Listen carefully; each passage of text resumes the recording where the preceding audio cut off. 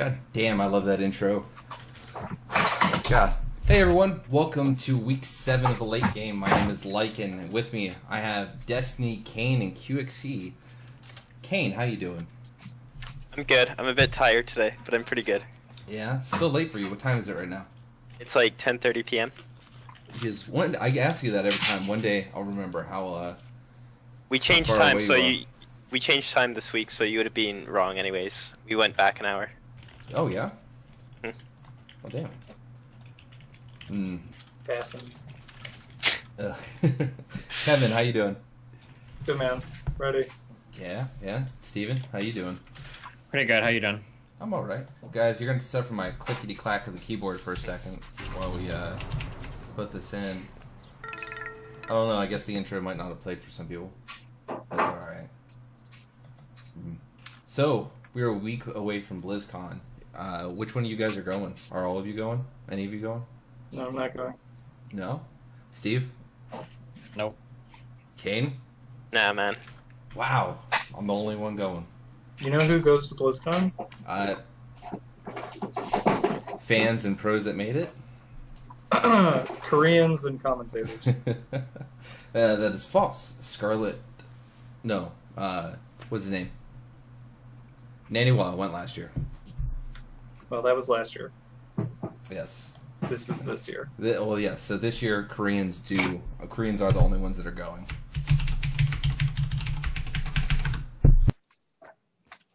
Tis a sad year for foreigners. Isn't every year a sad year for foreigners? Yes.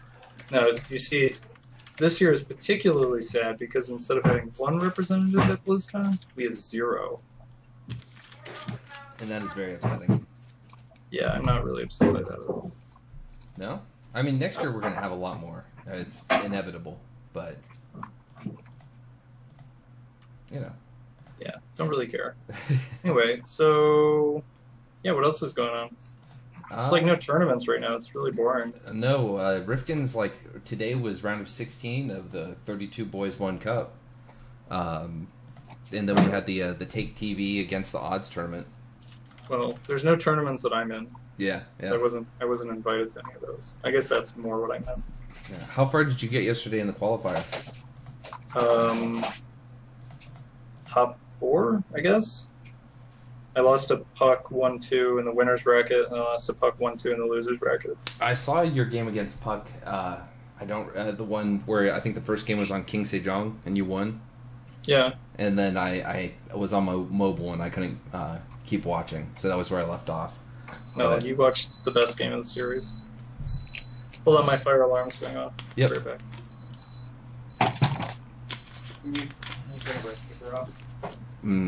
That QXC ass. I wish he'd walk away more.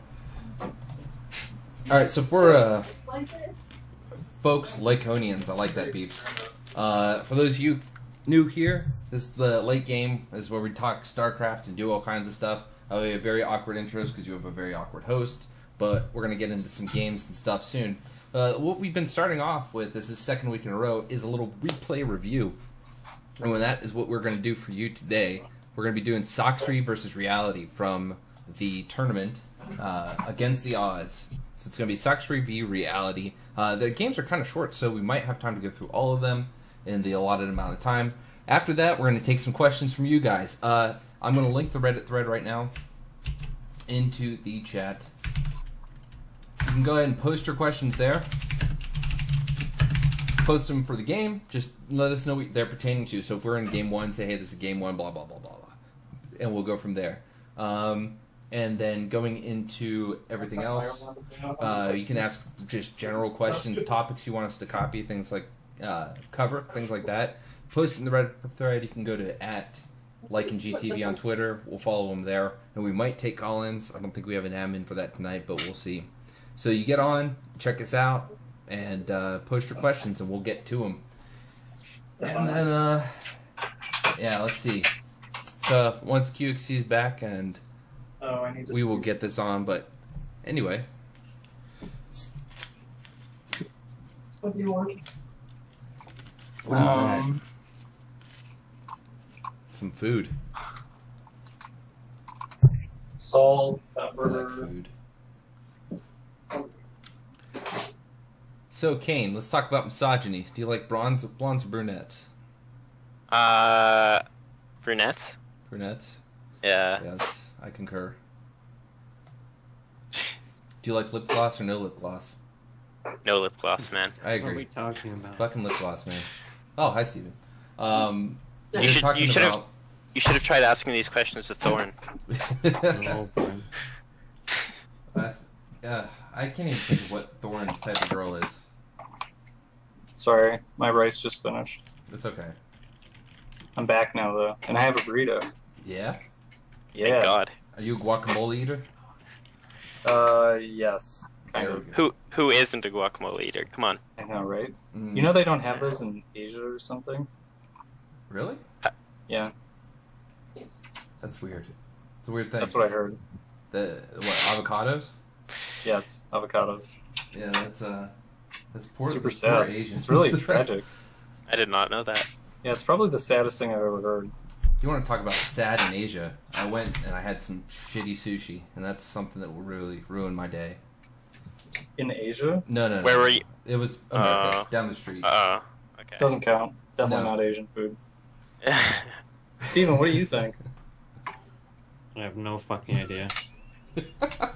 Stop listening to this conversation around the lip gloss. Are we talking about other shit again? Yeah, we're talking about Oh, guacamole and what? sushi. Did you guys stop talking about StarCraft when I left? I don't think were we even on StarCraft. Oh, yeah, we were. We were a little bit. Yeah, we were talking about misogyny, and I asked Kane if he liked blondes or brunettes. Hey, you want to see my burrito? Yeah, Take a look at that. yeah. Spread that burrito for us. Wow. Mm. That looks fresh. Oh, something just fell out of there. Yeah, everything's falling. It's really just falling apart, so I'm gonna stop doing that. All right, you guys need to hold a conversation for 30 seconds while I make a change in the office.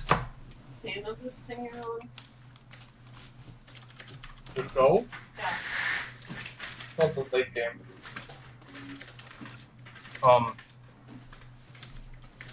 Kane, are you in that cup? That 32 boys thing? Yeah. Did you play already? Yeah, I played Cats today. Oh, cool. So who do you play next?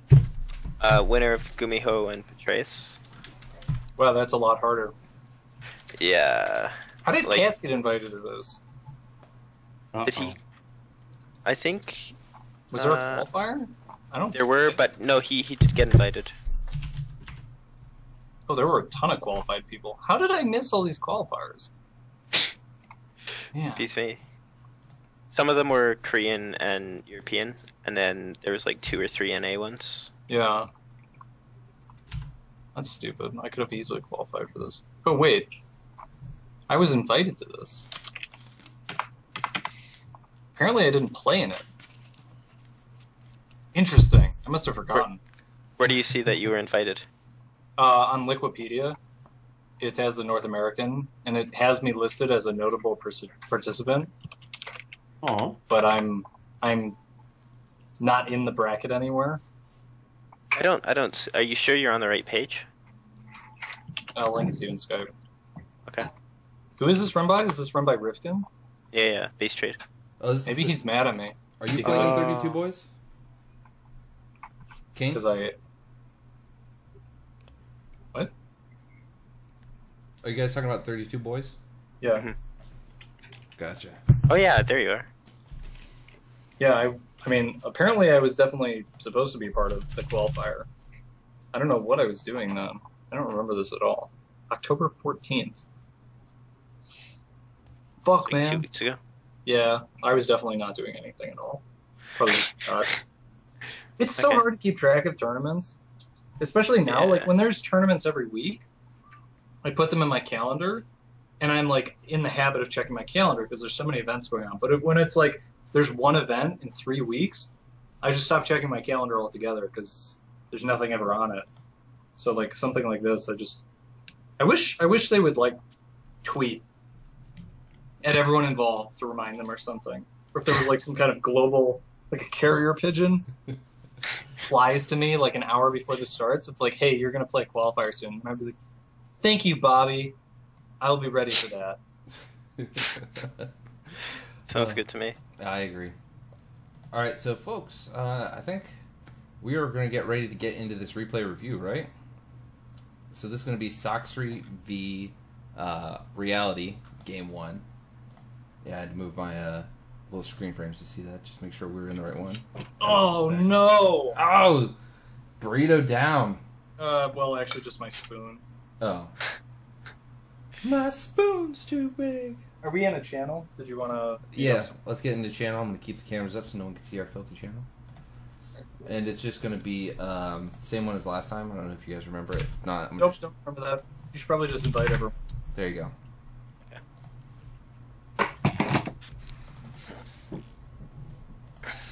I only have like a couple of you on here. So I just sent it to you. My battle net's being slow. It's all good. At least we know that Stevens is going to be up to date this week. Sure is. Have you played a ladder match since last week? Yeah. Are you still GM? No, you get idle out. Oh. I think it's 7 days if you don't play, you get dropped out. Oh, I just thought it was a bonus pool, but I guess 7 days is probably enough for a bonus pool to accumulate. I mean, that's what he means is 7 days worth of bonus pool. Gotcha. Destiny, are you catching StarCraft again? No, I'm online, dog. Where are you at? There's that room I You're not messaged. you're not in the channel, bro. Put the channel in Skype. It's there for you to see. There you go. Are you happy now? Hmm? I love you guys. Very happy.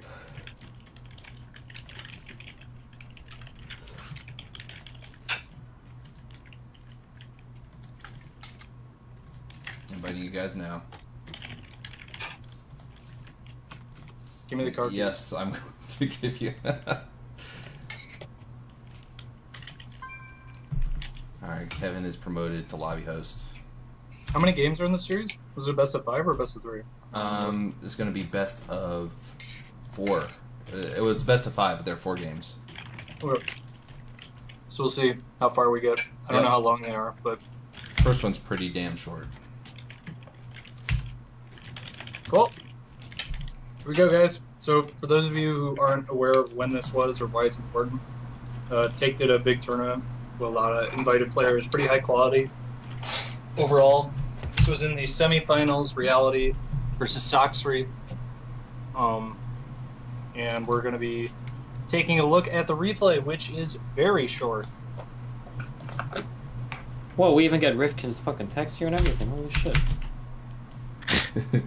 Also, why do you have to spoil it for us that this is going to be short? I didn't know that. Sorry. Sorry for doing that to you. Alright, so, Sage on. I wish there was a way to get rid of that chat. It's very distracting. Is there a way to get rid of it? I don't think so, but I want to know what happens next. Oh my god. 14-14 against CC first. This is like, what was that we did Bunny last versus week? Scarlet. Yeah, it was like the exact same situation. So, one thing I'm going to say, and I don't know, maybe Kane has more insight on this, why not just do 13-12? Why do 14-14? Like, if you're going to, this is a pretty risky play. Like, if you don't do damage, you can wind up pretty far behind pretty easily. Why not just go 13-12, get the links out earlier? Especially going into a Baneling rush. Why not just do 13-12 and make 6 Banelings? Like, you can afford it. Why do the 14-14? Like, you're, like, pretending you're going to eco behind this, or...? I mean, I've been using 14-14 a lot on ladder recently, and it's really easy to transition out of. I've never done 13-12, so I don't know how easy it would be. But yeah, normally easy to transition out of. What do you mean? Like, normally I don't make Banelings, I just make speed. And then, oh, okay. If you only make if you don't grab the Banelings, then I guess sure 14-14. But if you are going Banelings, then yeah, you're never gonna macro out of it. I don't see why you would go 14-14. Maybe there's got to be some advantage, right? Maybe you can afford more lings. Well, he's banking like an extra, pretty significant amount of money right now.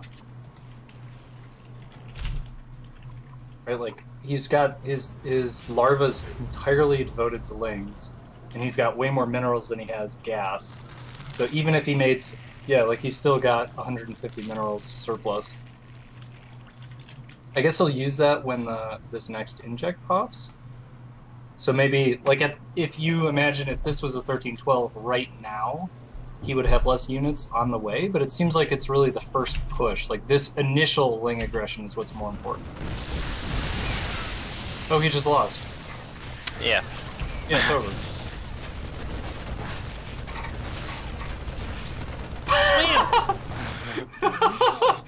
Oh, so sick. Alright, PG. Yeah. So I want to go back, because I felt like his Banelings actually morphed a little late. Oh, shit. Okay, so the Baneling Nest finishes at... right now. 444. So I think if he made 6 Banelings and blew up that wall, and then just streamed the rest of the Lings in, he would maybe be able to do it? I don't know. I mean, that eBay starts pretty quick. I still think, I don't know. It would have been super down to the wire, I think. Yeah. Because the thing is that Reality doesn't have any Hellions at all to defend this. So if you could get, like, some amount of Speedlings over here and keep going in, I don't know. I think what Destiny said is probably the most accurate assessment. Like, if you're going to do a super, super all-in play like this, you should make it even more all-in, like 13 pool, 12 pool, you know, because no matter what happens, you're pretty much not going to win the game after this point. Yeah, either you do damage or you don't, right? Yeah. And you do like a game-ending amount of damage. Like, Exactly. if Reality stabilized with 2 SCVs, then you can play a macro game out of it. But, like, pretty much anything else, because he's already got a second orbital. 2 orbitals, yeah, that's what kills you super hard. The, like, again, this is why I like the 13-12. There are kind of 2 different timings you can hit, but really there's only one. The first timing is you have 6 Banelings, you bust at the depot and you go. Well, I think you only need 4 or 5. 4 or 5 Banelings, you bust through and you go, and you're good. The second timing is enough Banelings to break through, like, a barracks. And that's not really a realistic timing to hit. I mean, that can work in some silly games if you make like 30 Banelings and the Terran's not really ready at all and they completely like go over greed after walling up. But you should never plan on that working. The 13-12, if you're going to make Banelings, 13-12 gets your Banelings there a little bit earlier versus 14-14. You're not macroing out of making 20 Banelings ever. To be honest, I don't think there's any damage that you can do where the Terran stays in the game where you play a macro game behind that. Like QXC said, honestly, I don't even know if 2 SCVs, I don't even know if the Zerg can play from that point. After wasting all their gas and minerals on that, not having an expansion, and the Terran has 2 orbitals, I'm not even sure if 2 SCVs is enough damage. Like, I don't know, it's kind of crazy. The Zerg has like 12 drones back home, right? With a 14-14, yeah, I guess. Is it like 14, 15, 16 drones? I'm not sure, something like that. Plus a queen. Yeah. -1 for the Baneling Nest. So they probably have around 13 to 15 drones. And the orbital is worth around 4 workers each.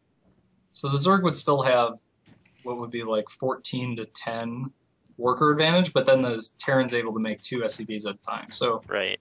yeah, I think it's hard to imagine exactly how that situation would play out, but I definitely could see, like, if the factory is up and the Terran gets a reactor on it, and then they're building 2 SCVs at a time, and the Zerg player is like trying to take a hatchery, and literally all they would have at that point is Speedling tech, you could definitely picture a situation where the Terran's able to come back. So CC first on this map, pretty common. How come the Zerg players? So CC first feels like the go-to Terran build on this map. And we've been seeing a lot of people, we saw Bunny do it, we saw Hart do it, Bomber does it all the time. How come the Zerg players don't just go 3 hash before pool? Because in the scenario that there is a Reaper, then auto lose. Yeah, exactly. It's not even like you'll take some. It's like I think you flat out lose. If they continue to produce Reapers, they've got 2 or 3, you're going to lose so many drones, like 14, 15 plus, and there's nothing you can do because you can't really micro drones against Reapers ever. And your first queen and your first set of lings are going to take so long to get out. This is a similar conundrum that Zerg's faced on the big. What's the really big 4-player purple map? Altersym. Altersym was the exact same thing. And I would do that on ladders, and I was like, fuck it, 3 hatch before pool. Half the time time you get away from it because the Terran would 15cc, the other half of the time, your pool would be at like 200 life, and then one Reaper comes in, you're like, fuck! I expect you going CC first! And then you would BM a little bit, you'd lose like 12 drones trying to defend, and then you would rage quit. That sounds about right. So, okay, so that makes sense to me then. Why do you think Soxfree is going for a build like this? This feels like a really safe build. You know, super fast speed, kind of normally timed out third, hatchery. Why not just open gasless or... I guess gasless. Gasless is like the most economic you can be without going 3 hash before pool. Yeah, the only thing, like, I do like gases on this map a lot, but if they do go, like, 2 or 3 Reapers, then it becomes really hard to take your third. Even though, like, your queens can move out, but then it opens yourself up to counterattacks, because you won't have, like, or to Hellion run vice, I should say. Because you won't have any queens to block the wall. They'll be out trying to kill the Reapers so you can take your third. Is there any gasless build that, like, if you went 6 queens, is that not a problem? Or, like, could you build like an Evo chamber and 1 queen at the top of your ramp so that you could use the rest to push the Reaper and Hellions away? Most likely, yeah. Yeah, I've never played around with that, but I'm sure that there is something like that you could do. Oh, he got a full scout, so he knows that it's Banshee, but actually Reality canceled the Cloak. What do you think about that? I think it's smart. Do you think Cloak is basically a wasted investment at the Zerg season? Yes, yeah, because like they'll have the Spore Crawler regardless, right? So, yeah. And the Spore Crawler provides enough vision that it pretty much covers your entire mineral line. You can see like you can detect the Banshee really easily. So, yeah, I think it's a bit of a waste if you go through with the Cloak. Not to mention the Cloak inevitably baits the Terran into always making like 2 or 3 Banshees. I've never seen in my life a Terran get Cloaked with just 1 Banshee. They always make like a second or a third one too. And you think that's also a waste? I mean, if they have the detection, I don't think it's... I mean, to make 2 or 3 Banshees, you've got to kill, what, like 10 drones for that to pay itself off? Like, if you just harass like 2 or 3 or 4 or 5 drones, that's not worth it. So, having done the Banshee opening a lot, as a Terran player, it feels like if I make a starport and then put a tech lab on it and then make a Banshee out of it, and I don't get Cloak, I can't really do damage with my Banshee. And if I don't do damage with it, then it's like I just put a bunch of resources into this tech structure that's not doing anything. That's usually why, like, even if Cloak gets scouted, I see some Koreans will let it finish, and that's kind of how I feel too, is like, I know you're going to make a Spore Crawl at every base, you might have an Overseer, but I feel like it's worse for me to not get Cloak because there's at least some utility, but I don't know. Are you talking about utility later in the game, or are you talking about like getting just like in general? It just feels like 1 Banshee without Cloak does absolutely nothing. I mean, like, there's annoying things. You could park it at a 4th and try to kill a drone. You can occasionally like swoop into like a 3rd or a natural and see if you can like harass a geyser or extract or kill like a drone or 2. I mean, it's not the best, but I mean, it also works as a good forward scout until, you know, the Zerg moves with queens or gets mutas.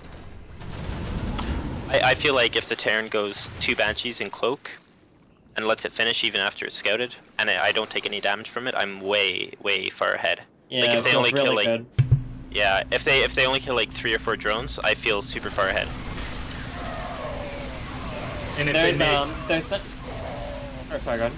If they make just 1 Banshee but don't get Cloak, they don't really have to do as much damage, and it's still kind of okay. So. Exactly. Yeah, like it sucks that I got scouted either way, but I feel like it's the lesser of the 2 evils if you cancel Cloak. Okay. There's a name for this. This is called the sunk cost fallacy, where if you make a bad initial investment, you feel like you need to continue investing in something bad, even though something else could be better.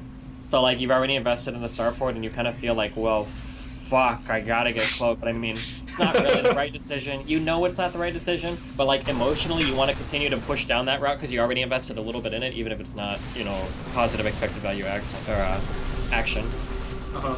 And I guess that's kind of what we're seeing here right now. Is like, Reality is really far ahead. Like, really, really far ahead, and it's not exactly clear how that happened, I think. But, like, What would be the defining point in this game that you would say is like this is why Reality was able to, you know, do the drop in the main and also push down the fourth at the exact same time, and now he's up like 20 to 30 supply. You know, I didn't really. We were talking so much about the Banshee. I kind of missed like part of the game. Yeah.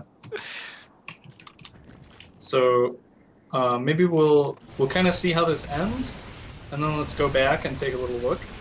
As I feel like, you know, this fight is cool, and you're like, oh wow, like look at Reality controlling his units, but it's like when you're up this much supply, and he now has an upgrade advantage. Like there's so many things going right for him that in order to fully understand the game, it's definitely important that we figure out where that started. That creep spread right now. He needs the, you know, it's like it's good, but it's not good enough to cover the fourth. And because of the cross spawns, he's not totally opening himself up to counterattacks when he's pushing in this direction because he's still got that watchtower. You know, something that this map, I think, Kane might have a different opinion. I think this map is really hard to defend as your fourth. Do you feel that way? Yeah. I feel because like of these constant attacks that stream in. And depending on the positions, it can be pretty ridiculous sometimes. Yeah. I feel like even cross though, it's still pretty difficult because your creep spread, unless you have like incredible creep spread that Terran lets you get early game, mid game. Your creep spread will be like maximum to here, or maybe like maximum there, and then they can just clear it with like 1 or 2 scans, and then just push your fourth constantly. It's the same thing if you take your fourth over here, your creep spread will be like here. Yeah, but if you I mean this game is over. Reality is clearly about to win the next fight, and it's gonna be done. So yeah, pretty much. When Reality's pushing, let's say like at this point in the game. So you know. Can I throw something in here real fast that has to do? This is like the best fucking thing. I should do this in every single game, but sometimes I don't for whatever reason. I think that burrowed banelings on a map like this, where if you look at the fourth, that fourth he's going to pushing into, you already know if you're going to lose the game, you know how you're going to lose the game. And you're going to lose the game by the Terran constantly pushing into your fourth and continuing to reinforce that. That's how it's going to happen. You know that every single TVZ, every single ZVT you go into, it's always going to play out like that if the Terran is going bio, right? That's a safe assumption. If you burrow banelings just one time in the game, you slow down the Terran pushing for every single part of the rest of the game, right? Terran will always scan that ramp before the moment. If they don't have the energy, they don't push. You get to spread creep out a little bit farther, you get to make more banelings, you get to build your army, you can harass with mutas and make the Terran play a little bit defensively. I think that on a map like this, another great example is, what was the one with the 2 cross spaces and the golds, top left, top right? Was that NT, what was it called? Habitation Station? Habitation Station, yeah. That's another similar map where you just throw like 2 or 3 burrowed banelings at the middle of the map, or like at the bottom of your gold, like where the minerals are, where they park down there. You detonate those one time, and you've slowed the Terran pushing down a predictable pathway for the rest of the game, because they will always have to cover it with scans on the way back to your base. I think that should be absolutely crucial for every Zerg to do on these kinds of maps, in my opinion. I think this is a really good observation that you're making, is some Zerg players will go crazy on the burrowed banelings. You know, I think it's Lenok is probably one of the best examples. He'll burrow like 10 to 15 banelings to the point where if one of the baneling landmines doesn't hit, like he actually loses the game because he's committed so many. He's like half of his banelings are burrowed around the map. But what Steven is saying, where all you have to do is get in the Terran player's head a little bit and tell them, yes, I can use burrowed banelings, and you're right. Like it's so annoying because against most Zerg players, there's 2 types of Zergs. There's the type that burrows banelings, and there's the type that doesn't. And if you play someone where you've classified them like this person does not burrow banelings, then you're going to be way more loose with your pushes and things like that. I think it's really smart idea. There have been games where a game-ending push is coming that I'm not quite ready for, but I have burrowed banelings on their side of the map, and their army is walking by it, and they don't actually walk over the burrowed banelings at all, but I detonate them anyway, and with the Terran stims, he backs up, he scans, and then he starts scanning his way to my base. and it'll slow down the push a lot. It sounds really, really silly, but it's one of those things where, like, as a Zerg player, it sounds really dumb, but then as a Terran player, you totally understand, right? If you just saw Banelings detonate next to you, you're not just gonna fucking stim into space, because the last thing you want to see is, oh fuck it, it's like 30 to Marines, fucking 2 Banelings, bro. It's so dumb, right? Like, it's one of those things where you just have to, like, put your mind, or put your head in, like, the mind of your opponent for, like, just a little bit, and imagine how annoying that is. Okay, so here's a question for you guys. StarCraft has been out for a few years now, and Burrow is not a new upgrade or anything like that. Neither is Burrowed Banelings. Why haven't we seen more Burrowed Baneling play by pros? I think it's really hard. Like, when I have like low mid GM off raise, and I've tried using Burrowed Banelings, and it's actually incredibly difficult.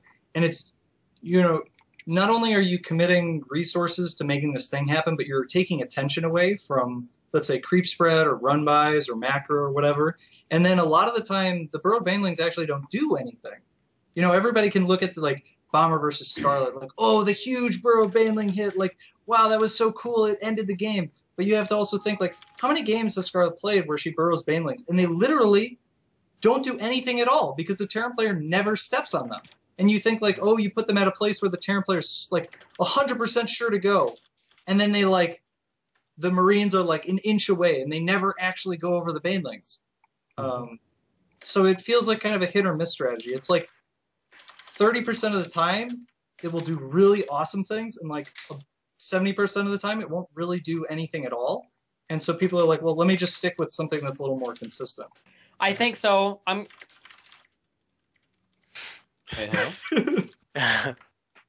I'm going to offer a counterexample, and I'm going to totally disagree. I actually think it's one of those things. I think it's something that you bullshit yourself into not getting because you think you can't afford it, when in reality you should get it every single time. I'll play games where it's like my Spire comes up, and I'm about to make fucking 7 Muta, and I'm like, I know I should get Burrow, but I really want 7 Muta instead of 6. Like, I can't afford it. It's some really fucking stupid thing. To give you an example, Protoss players used to do it. How many fucking times did we hear everybody else would say to Protoss players, why don't you guys make War Prisms? We can't afford to take the time away from making Colossus. It's not possible. Even when you have 2 rubbers at the end of the game, you can't just short yourself a Colossus. What would I rather have? A fucking War... Or like, and then there's like a little buff that happens to War Prism HP, and now it's like a staple unit in every single PV, every matchup. PvP, PvP, and PvZ. Every matchup, they always use War Prisms, right? I think that Burrowed Banelings are the same thing. It's one of those things where some pro Zerg is probably going to start to do it more often, or they'll make it like a staple of their play, and then every single Zerg will do it. Because there's no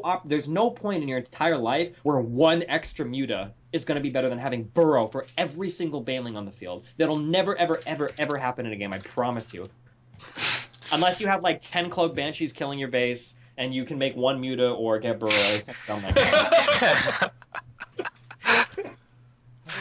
But there have been so many times. Terrans used to do it too with Ravens. Remember, there was a time when Terrans would absolutely refuse to build Ravens. We can't lift the starport and swap the things. It's way too much APM. Like, it's not possible. And now you see a lot more Ravens in like TVT and I don't know any other matchups. But I think they're still not possible in the other ones. Sure, maybe not other matchups, but I mean, I think the War Prism is like the most relevant thing I can remember. I'm sure there are other things, but I tried harder to think about it. But like something will get like a slight buff, and then all of a sudden everybody starts using it, and then you realize, oh, we probably could have done this all along, but yeah, well, Widowmines against Protoss were kind of like that.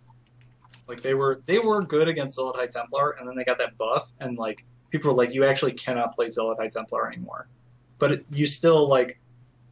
The Widowmines were still really good before that buff. So let's talk a little bit about the game, real quick. So, do you think it's mostly the openings here? Because I'm looking at the workers, and I feel like that's the biggest story. Is the Zerg players only up 4 workers? Yeah, what you were saying earlier about this being a safe opener is really true. Like what I've been doing versus CC first on this map, as soon as I know that it's not a Reaper, I'll take like a 4-minute, 20-second hatchery or something like that. 420? Yeah. So, Sorry, so you're skipping the 3rd and 4th queen? Yeah. You delay the queens. Yeah. Okay, and you don't make lings. No, like you make like 2 to 4 lings, especially on Deadwing or King Sejong, where you want to break the rocks really early. You'll make 4, but on this map you can get away with like two lings, and then. You can also play gasless on this map really easily.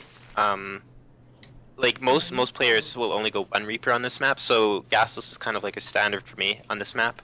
Yeah. And if the Reaper doesn't come by say 4 minutes, then I'll delay my 3rd and 4th queen and just get the hatchery instead. So you still get the first 2 queens on time, and then the 3rd and 4th allow you to get the hatchery earlier. Yeah, because if we look at the game state right now, like the Zerg player's got 10 drones on his 3rd, and the Terran player's got 2 SCVs, or it's going to be like 4 SCVs. So the difference in economy is so, like the worker count is so small right now that the Terran player has huge advantage because of the mules. And I think in the next not very long amount of time, the worker count will again like kind of equalize. Hey Kevin. Yo. So going into this part, something from the noob side, they move out. He moves out with very few units. 2 medevacs, Marines, and a Marauder, and then a handful of Hellions. And there are a lot of younger Terrans that are afraid to do that. As we move into this part to see where the advantage is picked up, can you kind of discuss when you should and shouldn't feel uncomfortable moving out with a force like this when you're going? I mean, basically, first 2 medevacs come out, you always move out because there's no threat. The only threat is a 2-base play, and you should be established at this point. Like if it's 10 minutes and 50 seconds in, you know whether he's 2 or 3 base. Got it. I think the big thing there is just when you move out, this is like the big problem I think maybe a lot of bad players have. You look to like every time you move out your army, you're moving out to kill the enemy. That's not true with the first Terran push out. I mean, some really good players might be able to do it, but when you're moving out now, you're moving out to kill the Zerg's creep. That's all you're doing. You're just moving out to make it so that the creep doesn't get too crazy. Maybe you can scan and kill like 5 or 6 tumors. That's awesome. And to make queens fuck off. That's all you're looking to do with this first push out. Not end the game, like ever. Unless they fuck up really bad. That's really true, yeah. That's why I really don't like players when they take their first 2 medevacs and they'll like drop here, and sometimes it'll do like a shit ton of damage. But if it doesn't, I feel so ahead because my creep just is insane at that point. Right. Yep. Yeah, because instead of denying the creep, they're in your base.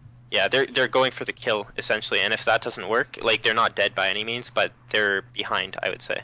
Yeah, it seems really silly, but that's like almost some. If you're playing a good Zerg player, that's some borderline all-in shit. You lose that medevac for free. Like you can't let the Zerg spread creep for the first 15 minutes of the game uncontested. You're setting yourself up to play the worst game in your entire, the most frustrating game ever. Where you can't even push the Zerg 4th because there's creep so far out. Like it's not the position you want to be in. Cool. All right, cool. Thanks, guys. Anything else about this replay? Are we good? No, I think we're good. Let's go into the next. I think we're good. Yeah, I felt like the biggest thing was kind of what we were talking about. Is just Soxery opened in a way that put him really, really far behind against CC first opening, like what Reality did, and his decision to cancel the second Banshee to not get Cloak allowed him to kind of cut his losses, and you still force out all the Spore Crawlers. It's not like Soxery still committed all the same resources to defending the Banshee, except for maybe he didn't get like the super fast layer that some Zergs do. But then Reality didn't get the second Banshee, didn't get Cloak, so his transition's a little bit faster. Should probably invite Destiny. Yeah, sorry, I was still in the last game. Oh. You can invite me now, though. Yeah. You didn't want to let go? Just wanted to watch the beautiful. I'm suggesting him. Can you invite me? Gimme. Cool. Gimme. Gimme. How American of you. Yes.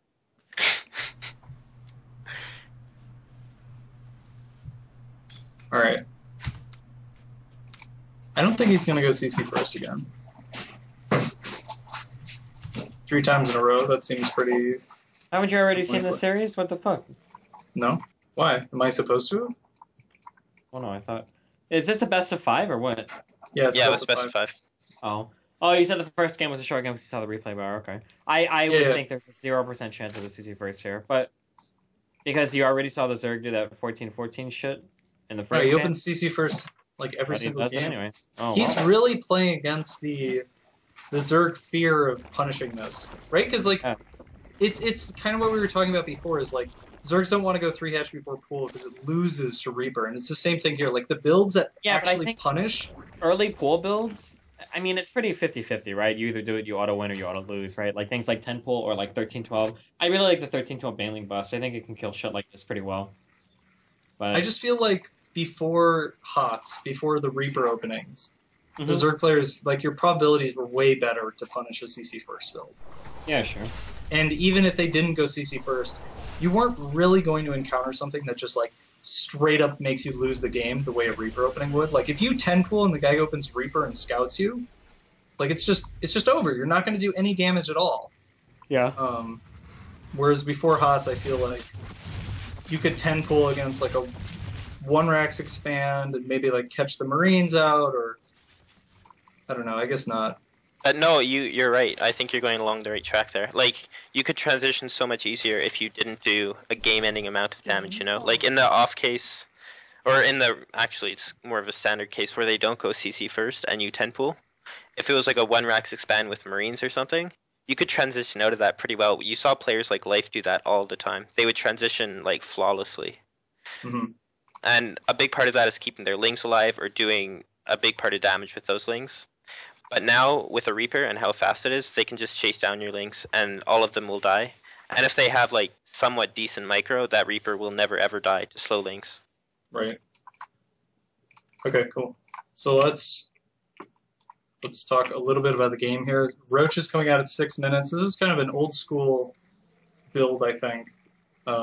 Very Wings of Liberty. It kind of faded away when Reapers got popular, because a build like this is much more powerful when it's not scouted, and it's absolutely impossible to not have this be scouted if your opponent opens Reaper. Because, like, the Reaper would just be sitting outside his base, and then he would see the roaches. But against CC first, it's really strong. How much damage are you looking to do with this? Make this many roaches. You want to kill probably at least 10 SCVs, I would say, somewhere around there. At least. Okay, I have a question for you guys. Can you pause really quick? Yeah. Okay, so his Reapers went down this path, right? And the Hellions move out to that path. Do you think it would have been better to go around this path and come in from the side? And then you can get right up to that bunker. And the Hellions don't see anything. But you're losing some time, right? You would probably, that would cost you like 10 to 15 to 20 seconds around there? So, yeah, I think about 15 seconds would be a reasonable amount of time. So if we fast forwarded 15 seconds, then it's like a third Marine is out, the Banshee is close to finishing. I feel like the biggest thing here is the Banshee puts a time limit on this. Like, if you don't break the wall early enough, you're not going to have enough damage output to do it past the repairing SCVs, and then the Banshee's going to kill everything. And if you don't go home early enough, you're not going to have any roaches actually survive. The Banshee's going to do a lot of damage kiting you back. So maybe in this particular, the only thing then is, though, the two Hellions wouldn't be behind the wall, so it'd be two less Hellions with them. I don't know. It's really hard to say, like, which one's actually better. It definitely would be different, I guess. Okay. Cool. So I feel like here, he should just be focus firing the SCVs. Absolutely. It doesn't really matter if you break through the bunker, if you kill every SCV, and then the bunker's going to go down pretty quick. Yeah, so that's basically what he does. Then he kills the bunker. This is for sure enough damage, I would say. Yeah, for sure. Like, Especially because he started making drones immediately after the roaches left. He wasn't trying to commit this as like an all-in or anything. Right. Yeah, this is like game, I would say. For sure. Especially because he doesn't have a third orbital. Like, the Banshee's nice to kill off the roaches and everything, but he doesn't have 3 orbital commands to kind of make up for that economy that he lost. Yeah. I feel like this is, he almost should have just given up his natural, but it's such a hard decision because of all the supply depots that he committed there. I think he just really needed to scout that this was coming earlier. Is there something? Go ahead. If you scout it when it's there, that second bunker will definitely finish, and that gives you a lot more room to fall back. Second, third, fourth, maybe just start making like 5, 6, 7, 8 bunkers or whatever. You can always salvage them if you need to. However many you can afford. I mean, however many you can afford, because the roaches have to work their way through all of that. That gives you time for the banshee to come out, unless your Hellions kind of whittle them down a little bit. I mean, You definitely don't need 8 bunkers to defend that. I mean, he You needed only more have- than 2. He needed he more only- than 2. Some number between 2 and 8. Whoa, Steven, he had 2 Marines. Yeah, you no, need but it's bunkers. not about the bunkers doing damage. It's about the bunkers serving as a buffer. If you have 2 Marines and you move them from one bunker to the next, to the next, to the next, the roaches have to work their way through the bunkers before they So get up the to the only next thing one. with that though is as soon as the wall is open, he can just run by. Like he doesn't even if the whole natural is filled with bunkers, anywhere that it's not walled off, he's just gonna go into your main. He can run by, but if you obviously, I mean, you didn't play too many UMSs apparently. You have to build the bunkers like the tower defense, so the roaches have to run through the zigzags the entire time. I actually think I'm gonna go back real quick because as a Terran player who played Wings of Liberty, this build is actually very familiar to me. So the roaches leave the earliest you can scout this is right around 6 minutes, unless you see the roach warren earlier, but that's pretty hit or miss with CC first. And so what I would always do is let's say you scout it now, you'd start a second bunker, and this barracks that's getting a tech lab actually makes a marauder, because the marauders are going to be more effective at fighting the roaches than the banshee will, because the marauders come out way faster and they have really good damage output for the amount of time they take to build. And I think that's actually how you're supposed to defend this with the build he did. Also, I've seen Terrans kind of leave their scouting SCV, like hide it up here or something, and then around 6 minutes, they go in to scout the third, and then they'll take like a path like this out of the main, and then you see the roaches as well. Right. Would it be? Yeah, I mean that's really the only way to scout it, because you don't have a Reaper, your Hellions aren't out in time, and you don't want to give up that first Marine. Would it be possible for you guys to go back and you each go back to the point where you said that the roaches should have been scouted, and for both of you to take it over and play? We could. And you kind of demonstrate that? I don't know if that's something we could easily do. Do you want to? Kane, Kevin? Do it. Okay. Sure. Cool. You want to go? You want to watch the rest of the replay first? Just like, I mean, obviously you know it's gonna have. Just zoom to the end. Right, because yeah, I think maybe watch the replay first and then go back and do it, because otherwise we'll have to fast forward through all that stuff if we want to actually watch the rest of it. Cool. So at this point, 20 workers down. It feels pretty damn hard for reality to make a recovery.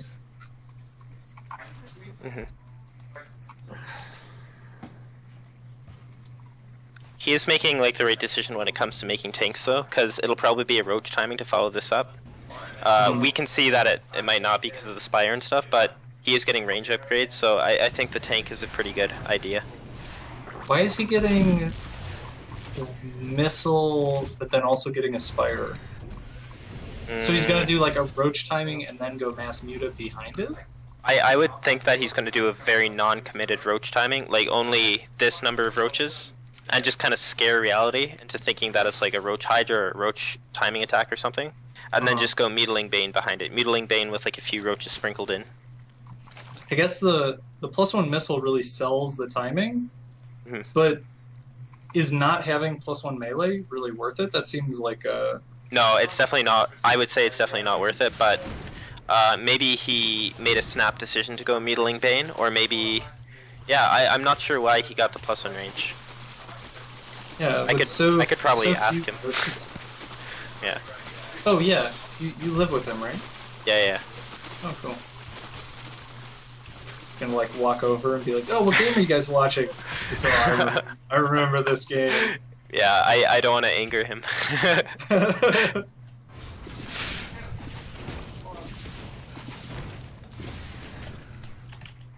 What do you think about this third versus that third for Terran? Which one do you like to see more? I like to see this. I take that.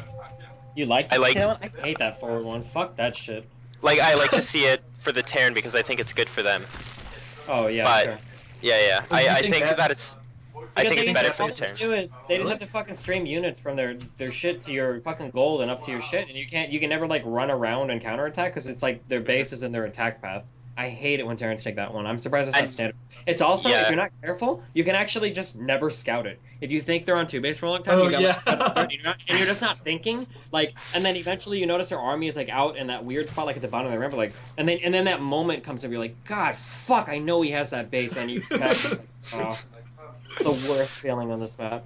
But the one thing about this base is that you can counterattack through this path a lot easier, because when you take this base, your units, like, you'll have a bunker at that base, and then your units will go through the middle to do an attack.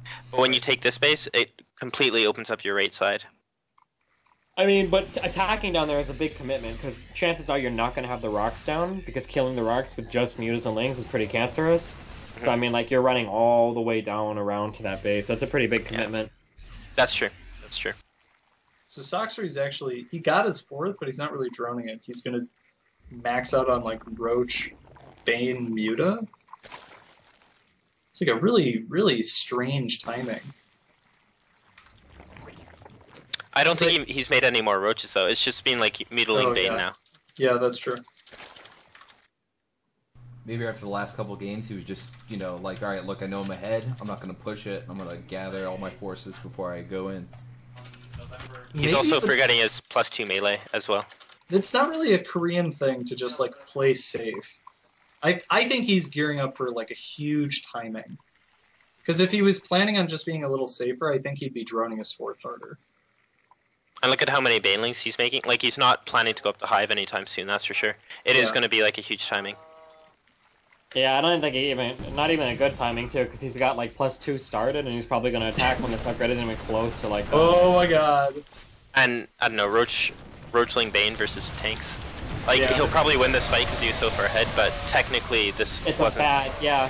This is actually a scary thing for this Zerg. Like, this could have been a really big throw if this attack fucked up at all. I mean, obviously the Zerg is so far ahead that like it's probably not gonna fuck up. But like, if you were gonna lose the game as Zerg, this is how you would do it, by doing like a crazy, stupid fucking big ass thing. You don't have the gas really running at your 4th. You go for some really dumb time where you've got an upgrade halfway done and you attack anyway. And what do you think about this is the kind of game that I would lose after doing that, and then my stream would like listen to me and I'd be like, I should have just went up to fucking hive. I don't know why the fuck I did that. I thought I was so far ahead. I could just do whatever the fuck. I should have been able to win doing anything because I was so far ahead. But fucking Terran, Medivac, so stupid. And then I would like rage quit. What do you think about the fact that he had +2 carapace though? Does that kind of justify the attack, or do you think it was mostly just because of the position? Because reality was like totally pants down going into that fight. I mean, I think there's 2 choices here. You either go for like. You can go for a really strong 3-base timing since you know you're ahead, because that's a solid timing. You've got 3 bases fully saturated, you wait for an upgrade or whatever, and then you just fucking go. Or, if you're going to go up to 4 bases, just do it right. Spread your creep, get some banelings, get to hive, get vipers, and just fucking steamroll them. Or do massling, muta, baneling, and then just steamroll them. Because he shouldn't be able to outplay you that badly at this point, unless he's infinitely better when he's so far behind. I just think doing like the 4-base timing, it's like one of those perfect like indecision moments where it's like, I kind of want to get some eco, but like, I don't really want to play the game. I'm gonna kind of all in. Like, at what point in a game could you really be on 4 bases, but not running the 8th gas? Like, well, I've got this timing. It only works on 7 gases, but I don't need the 8th, and I don't get what games does that really happen? I mean, again, it sounds dumb for us. I mean, it's whatever random NA players criticize this guy, but I mean, like, this is like a pretty like whatever build. I think he was just so far ahead that it worked. I think so too. Yeah.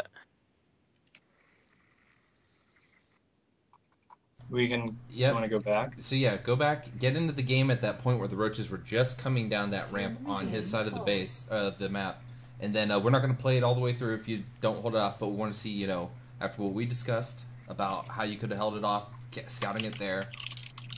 You go ahead and play it out as if how you each would play it out. Sure. So let's start at like 5:30 or so.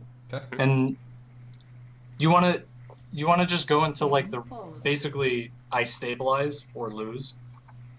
Yeah. And then we'll just look at the position. We don't need to like. Yeah, we'll just see after the Roach attack. We'll see who's in. It should be pretty easy to figure out what's going to go on from there. Yeah, I think so. Okay. Is this kind of a good place for you, Kane? Yeah, sure. Okay. Because I'll need a. I mean, we're both going to need a moment to do our hotkeys and things. So. Good why excuse. Already setting them excuses up. Why can't I put Kane?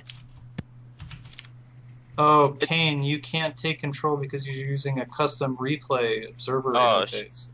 Can I change that in game, or do I have to go out of game to change that? No, you have to leave to change it. Destiny, do you want to do it?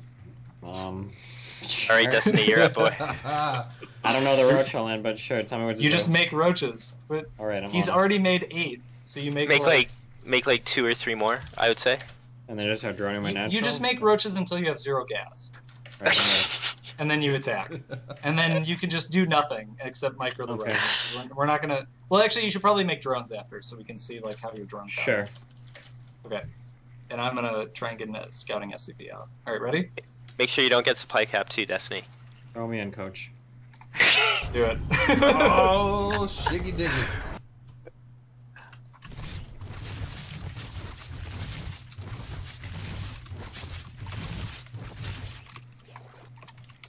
He doesn't hotkey you. What the fuck? Where's the queen in the main? It's going up the ladder. Yeah, the first thing you have to do is fix all your hotkeys. Duh. So I guess we're not going to get the best effect out of it since there's those little, shiggy glitches, but Nah, it'll be fine. These roaches coming down. I don't know if Destiny's going to make it. He's got to come back this one. If he does, he's got to come back 2 more games to tie it up, and then he's got to take 1 more to take the best of 5. Wow! My math was completely fucked up. What the fuck was that noise? That's his Casper height noise. Well, if he gets in here and he's got perfect macro, then I think he could just do it. He takes out this bunker, he might get it. Is he gonna do it? This looks familiar. I feel like we've been here before. Wow, where was the heal on the bunker? Oh, Jesus. Oh.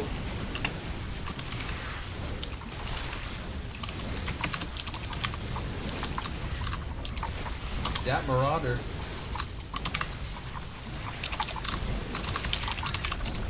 How many SCVs have I lost? 10. 10. Less than reality. I really fucked up though. I think I'm a lesser player than whoever the fuck the Zerg is. Alright, so in the end, 14 workers killed by Destiny. Yeah. I definitely took too much damage. I think because I didn't repair the bunker in time. My SCVs were derping around. Yeah. Well, but I think that's how you should defend it. Second bunker, and make sure you keep the SCVs like absolutely the wall cannot fall, and then you just keep reinforcing with bunkers or with more marauders. But I mean, the Marauder definitely did a lot. Like just those 2 Marauders. Yes. Yeah, they're super strong against roaches. I have a question for you, QXC. Yep. So why don't we see CC more often on ladder? CC first more often on ladder? Because right now the standard is Reaper opener, and like maybe 1 in maybe 6 or 7 games or something like that, I'll see a CC first on maps excluding Deadwing and Nimbus, because obviously those maps you'll see it a lot more frequently. But on say Overgrowth, King Sejong, you'll almost never see CC first. I think it's because you feel like you lose to bullshit when you play CC first, because it's a lot harder to scout. And you also feel like the Zerg player can do whatever they want, because you don't have any pressure at all until your first 2 Hellions come out. Yeah, I would guess those are the main reasons. I don't even think it's so much that you can lose to bullshit so much as the Zerg player getting to do anything. I don't think it's fun playing... If you're playing CC first on a map where the potential for early bullshit is possible, I don't think it's a fun game TVZ to play, because you have to be like really active once you get those first units out, because I feel like in an untouched scenario, like the Zerg can like autopilot that shit so much easier, like 80 drones, fucking here's all my lings meters, fucking split all my table all fucking day, and Tyron is like, alright, we gotta drop for SS, I gotta scout for this, I don't want any fucking roach bane bullshit to fucking auto GG me, you gotta manage all this fucking shit. Like There's I just a feel like lot- I feel like it's a lot easier of a game to go into with a Reaper opening because you take the reins on the game. Like, hey Zerg, wake the fuck up! You have to defend against my Hellion fucking Marine shit. You got to watch out for my 2 medevac. You know, when I move out with that, you got to watch this and this and that. Rather than letting the Zerg just kind of like free balling fucking macroing for the first 15 minutes. You know? Yep. Yeah, I think that's probably the, like that Roach build. That's a good example of a timing that you literally will never see if you open Reaper, and it's just because it's impossible to. Kane, join the replay. Oh shit! Yeah. Sorry. That Roach opening will never come unscouted if you open Reaper, and there's other builds like that. Yeah, the Reaper just gives you a lot of utility, and like Destiny was saying, it makes you feel like you're more in control. Yeah, Even I if can you're- definitely understand that. Even if you're not like really in control, because both players are kind of following. Reaper is so standard now that like the Zerg player knows what to do against it. But at least you can take away some of their options. Whereas with CC first, it's like literally the Zerg player could do whatever they want. Up until 7 minutes, that's like the first time the Hellions are actually on the map doing anything. And I find it so much harder to defend like 2 Reapers and 6 Hellions than just 6 Hellions, you know? I think it's almost worth opening Reaper just for that. Like I'm wrong, I think, because you get so much more economy, but it just feels that way. Well, so, I mean, the Reaper Hellion has to do more damage because the economy is so much weaker. Like, the 6 Hellions off of a CC first aren't really designed to do a ton of damage because the economy is so much stronger. It's not the 6 Hellions you should be worried about. It's like the 2 medevac timing push that's going to be much stronger and a little bit earlier than it would be otherwise. Right, The third CC that's going to be landed. Like, the 6 Hellions off of a CC first are more about denying creep, getting vision, and like checking what the Zerg is doing. Yeah, that makes sense. Hey, one pool first. Did you guys see, was this 13 pool? Let's go back. Let me see. I think it was a 15. Game paused. 15, yeah. Game resumed. No, I think that was 14. All right, we're going back. Game paused. God damn it. What's up with these Yeah. noises tonight? All right. Game resumed. Yeah, 14. Oh, yeah, Destiny's right. Okay. So 14 pool, 15 pool. What's like the?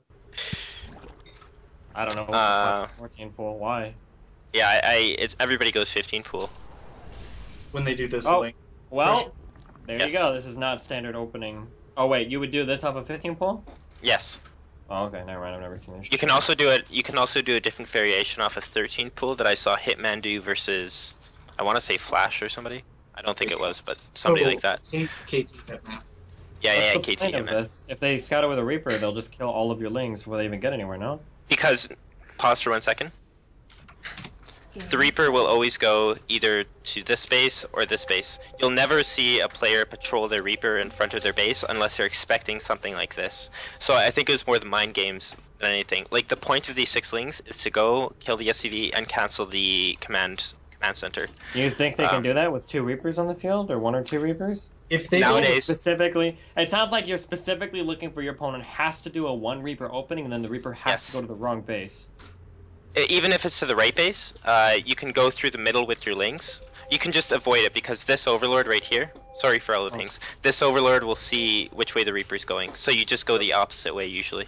Okay. I agree. This Reaper patrolling thing is a new thing that players have started doing. Basically, Terran players have realized that scouting with an SCV isn't. It actually takes away a lot from your build.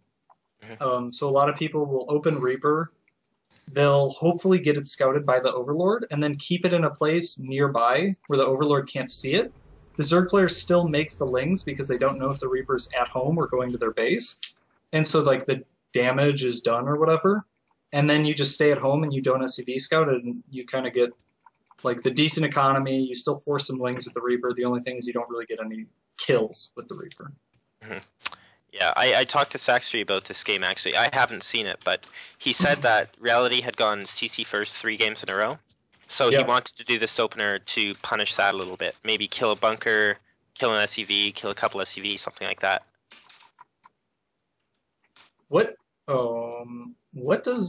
What would the Terran player have if he went CC first? Oh, he canceled it. Interesting. That is interesting. I wouldn't have cancelled that. Yeah, I wouldn't have either. I think it's close. With 6 Lings, you might be able to force a cancel, especially with no second Reaper coming, but usually I at least fight for it. And obviously, if you cancel it and restart it right away, if you know the CC is going to get canceled, that's more effective. But I was under the impression that the CC would be able to finish. Or not. I thought so too. I thought worst case scenario would be he lost the SCV. Are those 5 Lings worth the cancel? I would say no.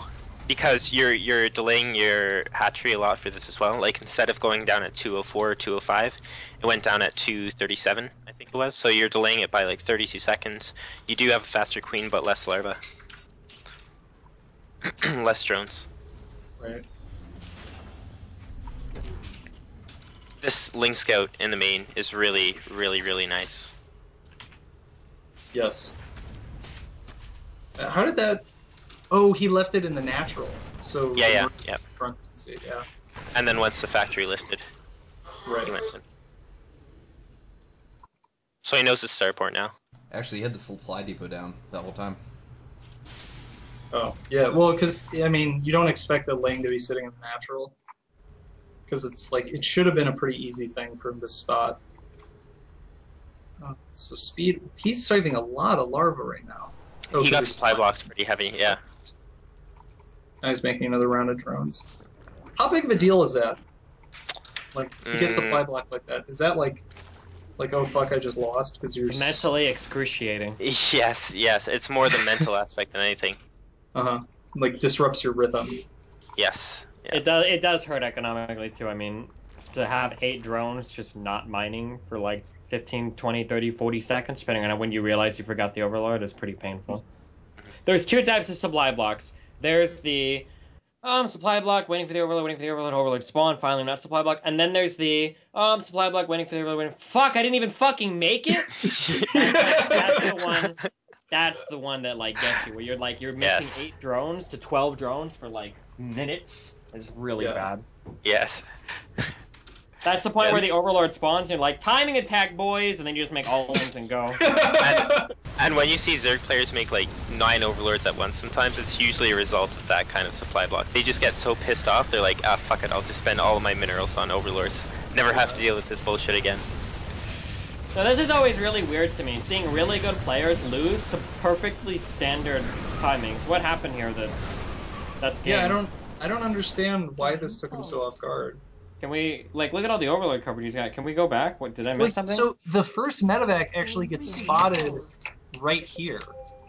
Well, the medevac, I guess there's only one. So, like, the medevac comes out, and he's like, oh, fucking Overlord, let me kill that.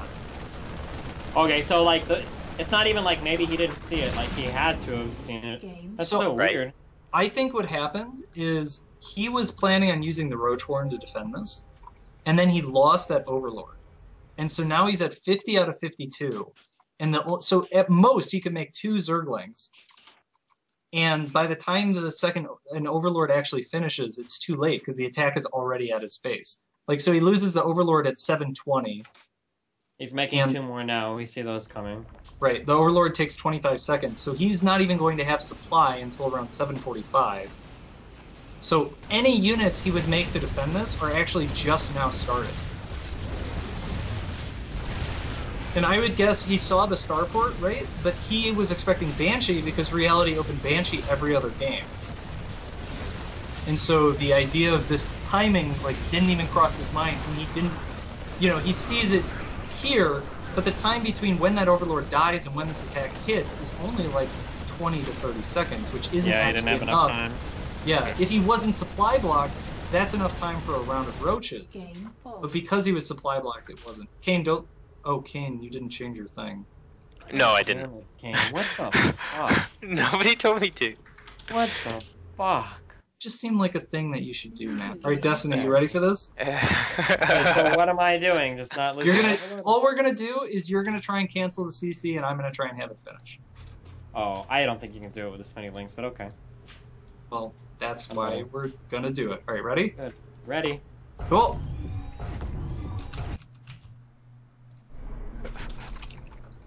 And they're off. In the bottom right corner. I can't A-click the fucking SCV! Oh, frustrated as fuck in the top left. We have in the blue Destiny. In the bottom right, seemingly more on top of his shit, we have Complexity's QXC. Yeah, this was. I don't think This wasn't even close. That's Unless I not how completely you would do it though. You just attack the CC. All right. Can you go I'll back? be the Zerg player. Oh, Oh shit! Oh shit! can't no six lings won't out DPS the Reaper will kill the lings in time. You mean just attacking I the agree. I don't. there's no way. Kane, Here. open your menu, open your Okay. options, and Yeah. go to gameplay, and in Yeah. the bottom right hand corner, observer interface, set it to default. Okay. Okay. Is You host Destiny that- not good enough for this, or what? Host that No, replay. there's no way you can do this. All you have to do with SCV is just keep right-clicking the orbital or the command center and then just go anytime the things come through it. There's no possibility to kill this. So wait. Do you want me to just a-click the command center, or do you want me to try to? Just do whatever you think is best. Okay. Because I know you've done this type of build before, right? Yes. Yeah, And I so would. you- Okay. Yeah. I would So go for the whatever- SCV every single time, yeah. unless I mean, it like just started or something. But whatever is best. okay. And we'll Yeah. see. Yeah. I do this build sometimes as well. So. Obviously, Steven was a little caught off guard. Expected to be thrown into I the mean, lion. he's gonna make about as much progress as I did. There's no way Yeah. he's killing this. It's not gonna happen. There's no possible way. Game resumed. Okay, Game ready? paused. This sounds like a challenge. Yeah. Okay. Yeah, all you have to do, Kane, to win is do better than Steven.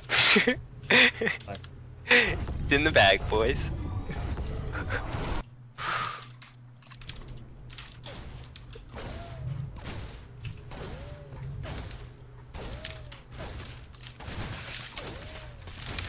Well, QXC letting his SCV die like a fucking shitter. Still not even gonna come close to losing the command center though. Yeah. Oh! Shiggy.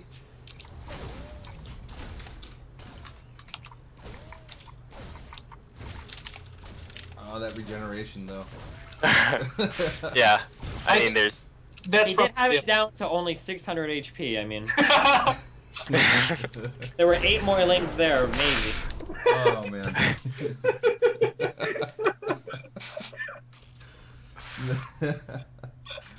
Oh Christ! All right, well that's. Can we try something? Can we You wanted to go back in? I wanted to try 13-12 in the first game instead of the 14 Baneling Rush. In the I first don't game? know. Oh yeah, that's actually a nice idea. the game In on the very Sejong. first game, yeah. King Sejong. Yeah. All right. Here we go. I don't know how to do 13-12. So. Oh shit. I like Rip. this. If he only had 8 more Zerglings. You know, one comment we've had is we had a little lack of representation of the Protoss, and I don't know, maybe it's my Terran bias, but Protoss. Only watching Terran versus Zerg games. The reason why it's good to have a lot of Terrans and Zerg players and Protoss players are typically too stupid to make intelligent comments against worth having them in the fucking game. Great bait, mate. I apparently have to change my overlay. It's fine for this, but I will make sure that the next time I'm in the different overlay. I think we should have some Protoss on the show, but oh god, it's Rifkin again. Is he gonna be talking while we're playing? No. Game paused. Maybe. Wait, Steven, when do you need to jump in? Is this good? You're at 13 supply. Yes. Right here. I'm ready. Alright, Let's now we'll see. just do first. You guys ever play Clicker Heroes? Anybody hear about that game? You showed it to me last week, but I forgot to play it after. Oh my god, yeah, I remember you showing us that. Alright, I'm with Fucking stupid game. Okay, 100 gas, or at 100 minerals, you put your gas down. So what are you doing Teach. different? It's just 13-12? Banling, yeah, it's a Banling Rush, but it's a little bit of a tighter timing, I think. Tight. Like in the first game that we watched, Saxry did a 14-14, so now we're gonna try a 13-12 instead, because we think it's a little bit better. The logic behind it is if you're gonna go all in, You might and as well you have go to all do. Yeah, exactly. You might as well make it like the strongest possible all in that you can make it. Da-da-da-da-da-da. No I think- half-assing this shit. If you want to have Protoss on the show, then we could actually watch some games with Protoss in them. Might be good. We gotta get some Protoss. It might be good for next week. Actually, next week might not happen because of BlizzCon and travel. Oh, okay. Well, whatever. But the week after, yes. Rip.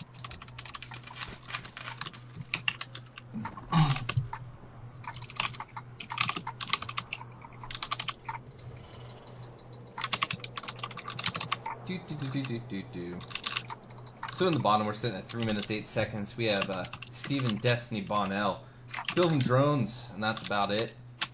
You got this Overlord. This Overlord might win the game just alone. The 6 scouting. Drop some nukes. Nuke dropping Overlord. That's what we're gonna see, right? Right. Next level meta. All right. Like Totally. Void. Keep that in the mind that we want. That'd be sick, actually. Like a big ass like baneling turd to come out of an Overlord. Right on top of your mineral line. They can do that already, but I'm talking like mushroom cloud of acid turd. Reality scout? 6 Yeah, scout. he 15 scouted. Okay. What an asshole. I'm just making sure you're not cheating. I think if you don't scout, this is impossible. You cannot defend this. Yeah, I agree. Yeah, sure. It's agreeable. Do you guys remember Suppy versus the Muslim from, I think it was WCS? Yeah. Where Yeah, he just, that- like, six-pulled them and shit every game. Yeah. Like, they played on ladder for a week before, and, like, just, Suppy was like, we're gonna play soon, so I'm just gonna, like, do trolley builds.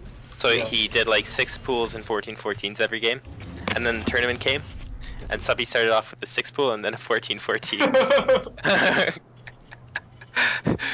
The Muslim was so mad. Made me all warm inside. Oh, I don't think it's possible. You Yeah. scouted early enough? No. Yeah. Rip. Oh shit! Oh shit! Oh no! Don't even care. No. No, we're fine. Yeah, you have the Hellion. Why didn't you? Oh. I didn't want to finish the eBay, because eBay is like a... No, not you. I was gonna ask. Why don't you Justin just didn't run stop to the- building it then? Instead of canceling, just don't. Oh, because I build it thought I anymore. was safe. Yeah, you can Uh, use it later. I wanted my money back. That's pretty good. Good defense. Good defense. So yeah, both get stomped.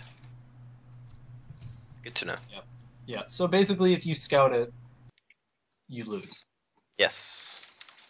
And I think it wouldn't matter if it was CC first or One Rex Expand or Reaper. Basically anything that scouts that is not going to die to it. I think but- the Reaper one is actually harder to hold off than the CC first. But you can kite Because with the things. Reaper one, no, because the speed on this finishes really early. With the Reaper one, you actually lose your CC. You have to cancel it and then start it over in the main. You can't actually hold it on the low ground. Unless you start it on the high ground, but nobody does that. Right. But I think you can still hold it after you cancel it. You just have to make all the buildings to block shit off. But then it's a significantly different game because then you don't have a CC. You know, you don't have 2 orbitals to call meals from. Right. But yeah, I don't know. Different, but I think you still hold it as long as you... So you could cancel the CC on the low ground and rebuild it as part of your second wall. Sure, but then the question is, do you have enough to... Oh, as part of the second wall? If you can Yeah, fit sure. it in there, then yeah, sure, yeah. Yeah, why not? There's always like little holes because CCs are really awkwardly shaped, but... Yeah, but as long as everything's covered. Right.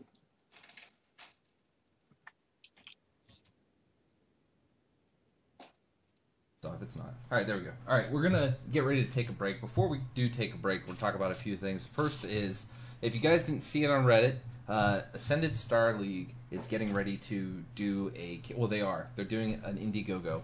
And, you know, we've all seen the Indiegogo campaigns with nothing great coming out of it, but Ascended Star League is now... They're on their 3rd season. And for 2 seasons, they've brought constant content. They're always very professional. They're always very well organized.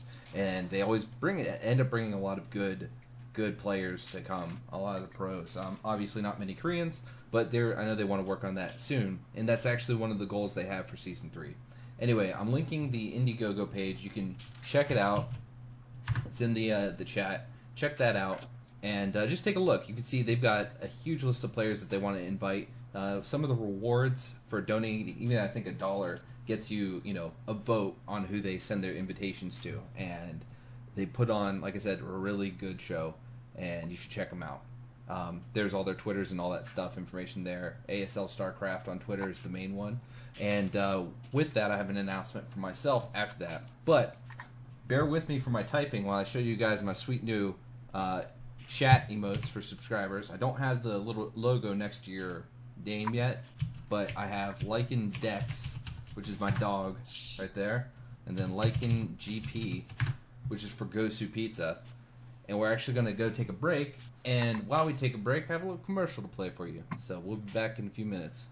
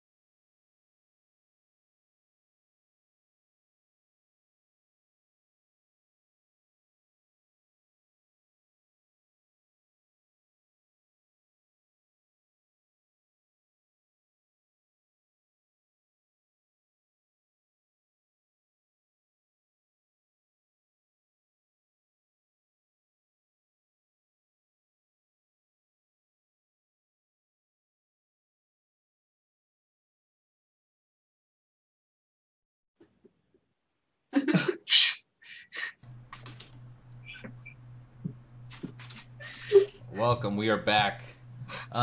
Totally screwed that up again. I just, until I get an admin, things are gonna get fucked up, man. I drive 2 hours each way to work. I get back just in time to set this up. I'm never gonna get it right, so I've come to live with that. And I hope you guys can too. I try to edit all my fuck ups out of the videos. Oh, yeah, look, see, I'm even surprised that right now my mic is actually on instead of muted. So, Anyway, how was your guys' break? Mine was great. Good. Can I introduce you to the master race, pizza eating? Because clearly you haven't heard of it yet. Pizzas should always be cut into squares. I think that's the best way to eat it. It's Have you ever Domino's, tried dude.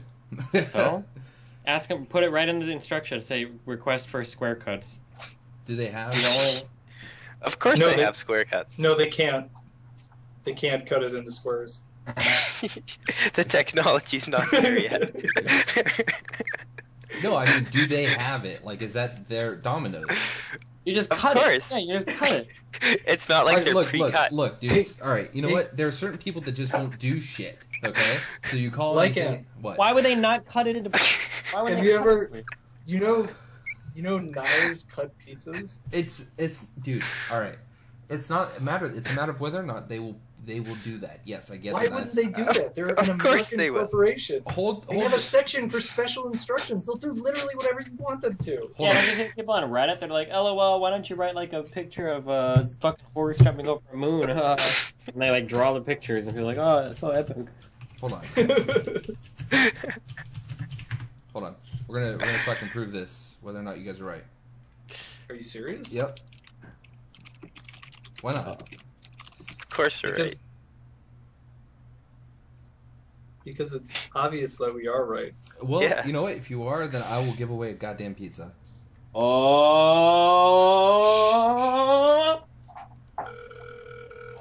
Wait, you're calling Domino's? Yes. what's happening? For calling Domino's, this Tony speaking. Will this be a pickup or delivery? Yeah. So this will be for delivery. Okay, 212 Burrell Drive. Yeah. Yes. Hey, what would you like? Do you cut square pizza? Square pizzas? Yeah. Yes. Square What? slices. I'm sorry. Square Do slices. you do square slices? You don't do square slices of pizza? Square slices? Yeah. You make the pizza into a box, like the box. No, what? Do you do like you have the round pizza, but then you have the square pizza? Do you do the No! square pizza? Oh my god! Hold on 1 second, sir. What the fuck are you talking about? You're not Explain. asking for square pizza. You're asking for them to cut the pizza into square slices. That's what I'm talking about. What the fuck? That's not what you're talking No, about. you're saying to make them make a square pizza. You cut it into slices. Yes, I don't Look, click this. This is what I'm talking about. This is what I'm talking about. like it. Yes. It's in Skype. Jesus. Sorry, sir. 1 second. Okay. Wasting this guy's fucking time. Oh, God, this is so rude. Really? Oh, shut up, Destiny. Oh. Okay. If I order the round pizza, will you cut it crossways as a square? Yeah, so we cut our thin crust like that. Oh, only thin crust? I mean, but we can cut a regular one like that too. Yeah, because they have knives. Okay, thank you, sir. I'll call you guys back. Okay, look. Alright, dude. Alright, listen. There is a thing. There's fucking square pizza where it's in a box. Like, it's squared pizza. That's not what we're talking about. Okay, well, why would you cut a goddamn round pizza that way? Because it's fucking awesome. That's That's the whole best point. way. It's the best. It's the only way. That is so fucking stupid. It's so fucking awesome, dude. Holy shit. Like, because then you get these little pieces that are like fucking that, man. Like, they're not. That's part of the experience, dog. It's the variety of life. It's spice. All right, I will order that fucking pizza tonight, and so, you know what? Fuck. I'll give away a pizza anyway, just because. Fucking. Just because you were wrong and you I wasn't said wrong. good. I We're misunderstood. wrong. I misunderstood. That's not my fault. Jesus Christ. Right? Fucking hell. Square Alright. pizza. You make square pizzas. Started with accent and then just dropped it. Snacky Snacks makes a good point. If you, yeah, that's a good point. Snacky Snacks. Anyway, What's the point that he made? is that if you have small kids, they never finish their slices, so you ask them to cut into squares so you can feed the kids and they'll eat. So, The square slices are much better when you have more people, so that everybody gets like more like bits. You know, you can just like take exactly what you want. Mm-hmm. Whereas if you have like 2 people splitting a pizza, you just like fucking take your slices and then no one gives a shit. But if you have like 15 people over and you're splitting like 20 pizzas, some of the people there are only going to want like a really small amount of pizza. And that way you're more efficient. All right. It's Also, not even about that. It's just better because it's better. It's like eating corn on the cob. It's so much better than corn off the cob. Everybody knows this, right? And when you have square slices, it feels like the crust isn't as big of a deal either. Yeah. Well, because Do you have any idea do you know how much anxiety you get when you start at one end of a slice of pizza? You're going to work your way all the way to that crust? And it gets bigger and bigger and bigger? Holy shit. I'm going to break down just thinking about it.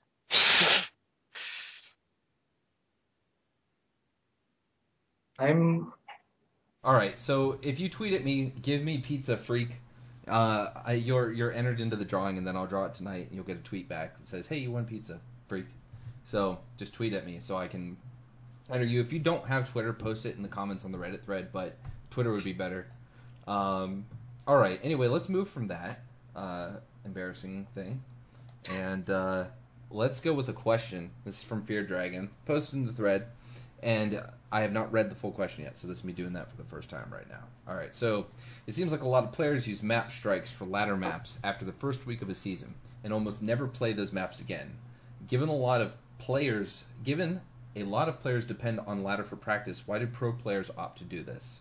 Aren't there a decent number of situations where you'll have to play on a map you hardly ever play on because it's a starting map or you're playing in a series without map bans? No, when are you playing a series without map bans? Yeah, those things like don't exist anymore. No tournaments have much starting maps, and no tournaments don't allow bans. So you're pretty unless safe. Unless Except you're for playing cases. like an NASL qualifier or something. Like what? Yeah, but like the only tournaments that don't do those things are basically jokes to begin with. Yeah, exactly. Where the quality of players in it are probably not very high. NASL is like a rare exception. Oh no, I was agreeing with you. I'm just saying like it hasn't been that way for a long time. I remember like NASL qualifiers had it, but I can't remember anything besides then. It was a series tournament that it just started maps like. But in a best of 7, you don't get a map ban. Like if it's a finals of a tournament or something, you won't get a map ban. And if it's a best of 5, you only get 1 ban. Exactly. So if there's 2 maps that you veto, then you're going to be playing on one of those most likely, unless your opponent happens to ban that one map.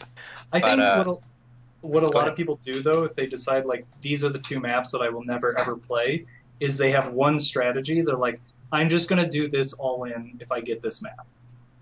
And then if it comes up in a best of 5 or a best of 7, that's what they do. And otherwise, it doesn't matter. I don't personally agree with that. I don't veto any maps ever, but I think that's kind of the mindset, and it mostly works. You know, because even a lot of big tournaments don't. You know, best of 5 isn't until like top 4. Yes. And or in the let's case of be real. DreamHack, the finals. Yeah, I mean, let's be real though. For most people, like, they wouldn't even care that they can't play on those 2 maps because getting to top 4 in a premier tournament would be such a success in and of itself. It's like I don't even care if I lose at this point, or if I have to give up a map. All right. Let's talk DreamHack. So, are you all familiar with what's happened at DreamHack? I just know that Robert Olin got removed. I don't really know anything else. Oh shit, he did.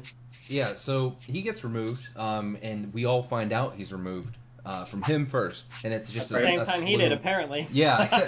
So that's the thing. That's the thing is that you look at the tweets, and it's just him going off on the slur, and okay, everyone realizes it, gets picked up, put on Reddit, and he's just going off of pox on your house. He feels betrayed. He kept saying he's been sopranoed. That was a phrase he used a lot. What does that mean? I know it's a TV show, but like, I think I assume that it means like being taken over by a younger guy. I'm not sure, but like that's kind of what it seems like. I thought it just kind of meant taken out, like a reference to being whacked by the. He felt like backstabbed. Yeah. I bet Urban Dictionary knows. So that's a good idea.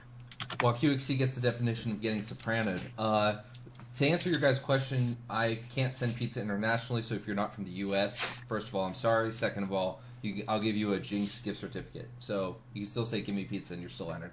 Anyway, so he gets removed, and then today the PR statement comes out, right? And there's a whole bunch of, frequently asked questions, like what's going on, is there a power struggle, and all that. They say there's no power struggle, and they say that Robert Olin was removed because, first of all, they commend him for his service. He's been there since 2011. They commend him for his service, and yet in the same breath, they say, but he does not fit with what we want for the future. They do not feel confident in his ability to guide the company in the future. And now I don't see Robert Olin. He's spoken out about reform needed for big LAN events and for tournament and content providers. He's spoken about this on the last Chan Man episode, actually. He was talking about how the tournament organizers need to work together and all kinds of different things. So I don't see him as not being a forward-thinking enough person. So with the way he reacted, it didn't sound like a decision. That's the other thing. They made it sound like it's a decision that has been coming for a while. And he didn't sound like he had known about this for a while. It sounded like he woke up, went to work, got called into the boardroom, and then this shit was dropped on him. So anyway, that's my take on it. Steven, what do you think? Wow. I mean, that's pretty much the same take too. It seems like he got, I don't know. It's hard to speculate. I mean, like, you can speculate, but it sounds, some people are saying that there's been a lot of talks going on in the background.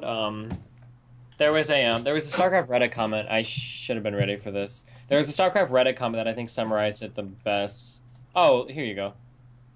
So, like, this guy, his name is Journalisms on Reddit, right? So he quotes one article.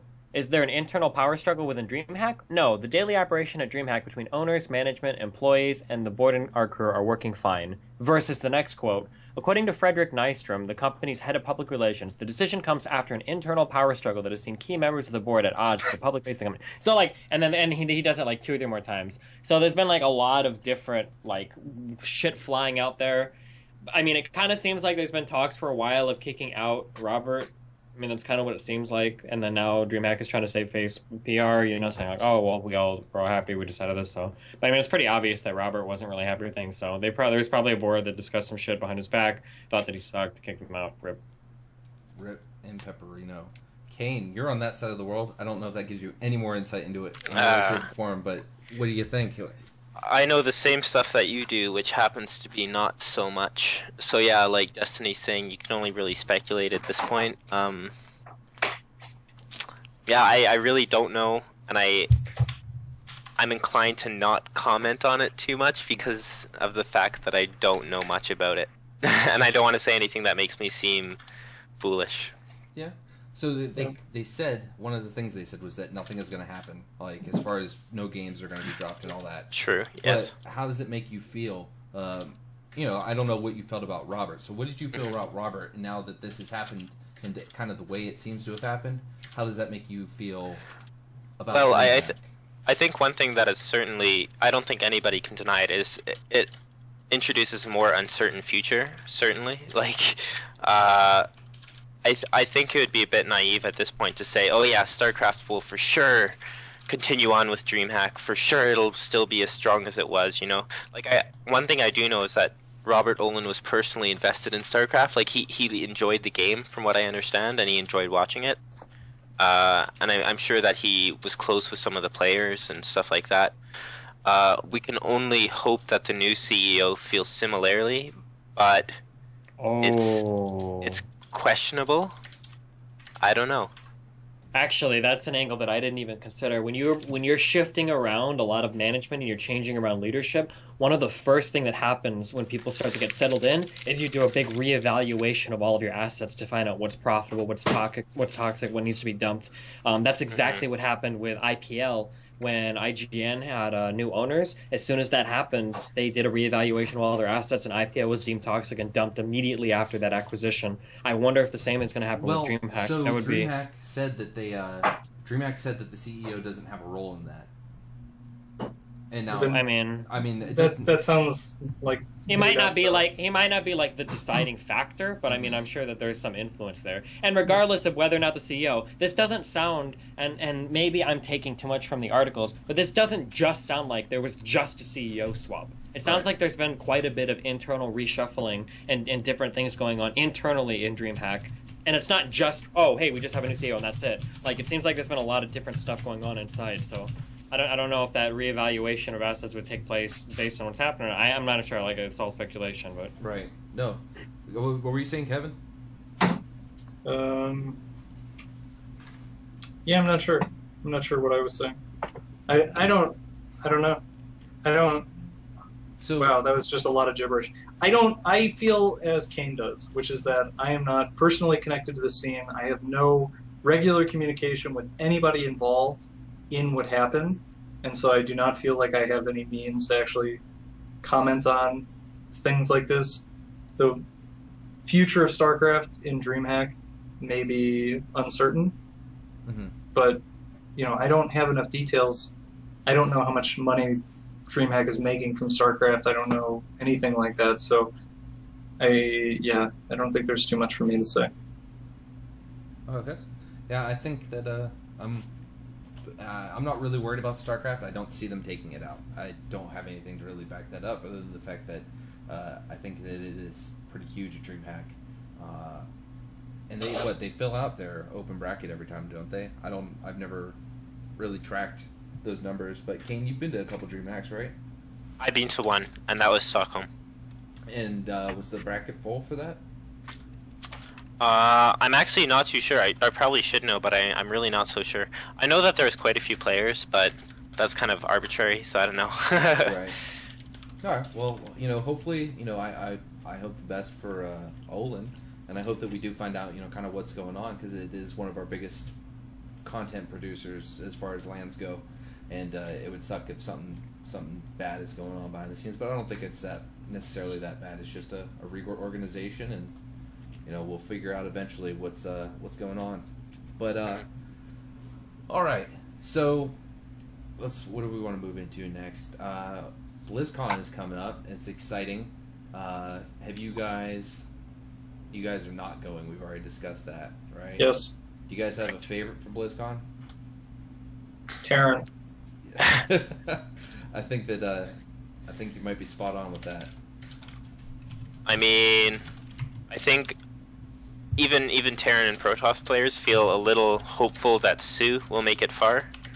I think it'd be a great story if he finished first. I am biased because I'm a Zerg player. I think also Zest, because he's kind of seen as like the best player in the world right now. So it'd be kind of cool for him to affirm that by winning BlizzCon.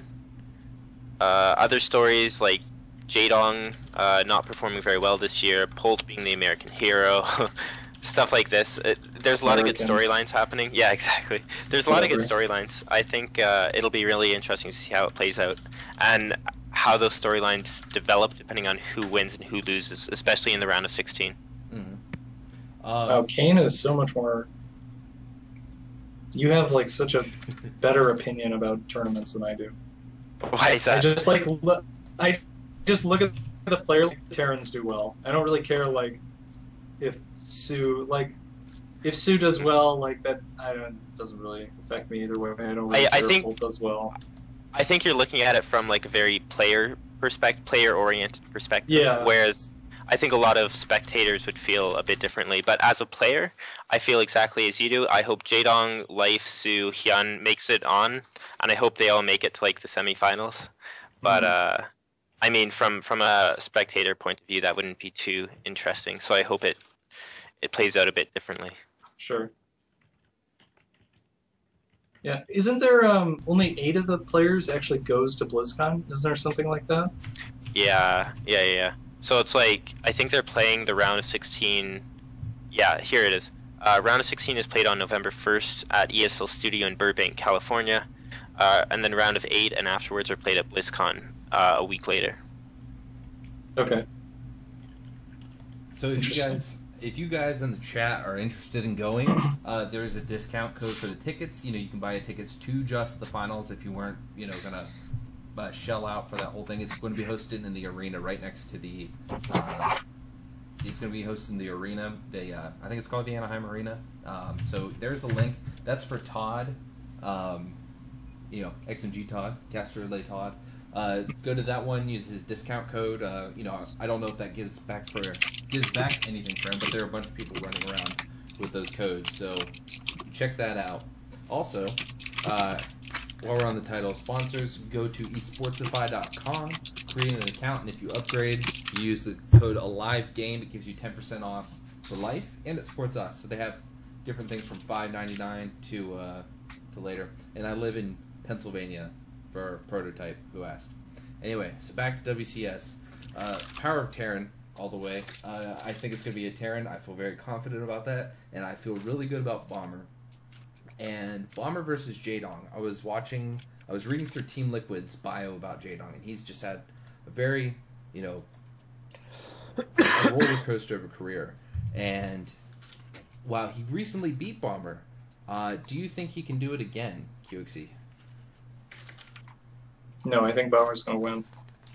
Do you think it's going to be a definitive win? Just against Jaedong? Mm-hmm. Yeah. Yeah? Yeah. Kane, from the Zerg side, what do you think?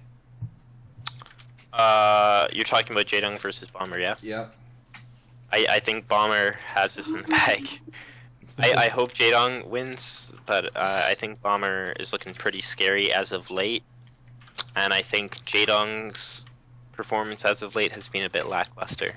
So I hope he can turn things around, but the way it's looking, I would favor Bomber. Do you have any opinions on what you think Bomber, or what Jaedong has to do to take care of Bomber? I think Bomber has a very unique playstyle. It's not like a lot of other Terrans that I watch, especially in the early and mid game. So I think if Jaedong prepares specifically for that, maybe gets some of his teammates to help him out. I don't know, maybe some of his Korean friends. Yeah, I was going to say, what teammates does he have? Yeah, I was going to say the Muslim or someone, but anyways, yeah, like if he can get a Korean teammate or something, or a Korean friend to help him out, I mean, that would be interesting to see. I don't know. I think a lot of Bomber's latest play has been a lot of TVZ. He goes for that greedy macro style. Like he does that. He denies scouts. He'll go gasless. I mean, he takes a big risk, but he does well with it. I don't know if he makes Zerg afraid to go against him, or if he just knows how to play in that early game to hold off that kind of pressure. I think Bomber is the biggest theme in his style is that he is not afraid to go into games where he could just straight up lose because of the strategy he chose. Mm-hmm. We've seen him go like CC first, 3 CC before gas type of builds, and there's a lot of things that will just kill that. Yep. But at the same time, he also tries to play he chooses his builds very carefully to play against the expectations of his opponent. One of his series, he played against Czech. He opened very, very greedy 2 games in a row, and then the final game, he opened with a siege tank and played very, very safe because he thought that Czech would expect him to play greedy again. And so I think to have a good chance at defeating Bomber, you have to get into his mindset of why he's choosing the strategies that he chooses. And if you can anticipate those, you can end up with actually some pretty straightforward victories.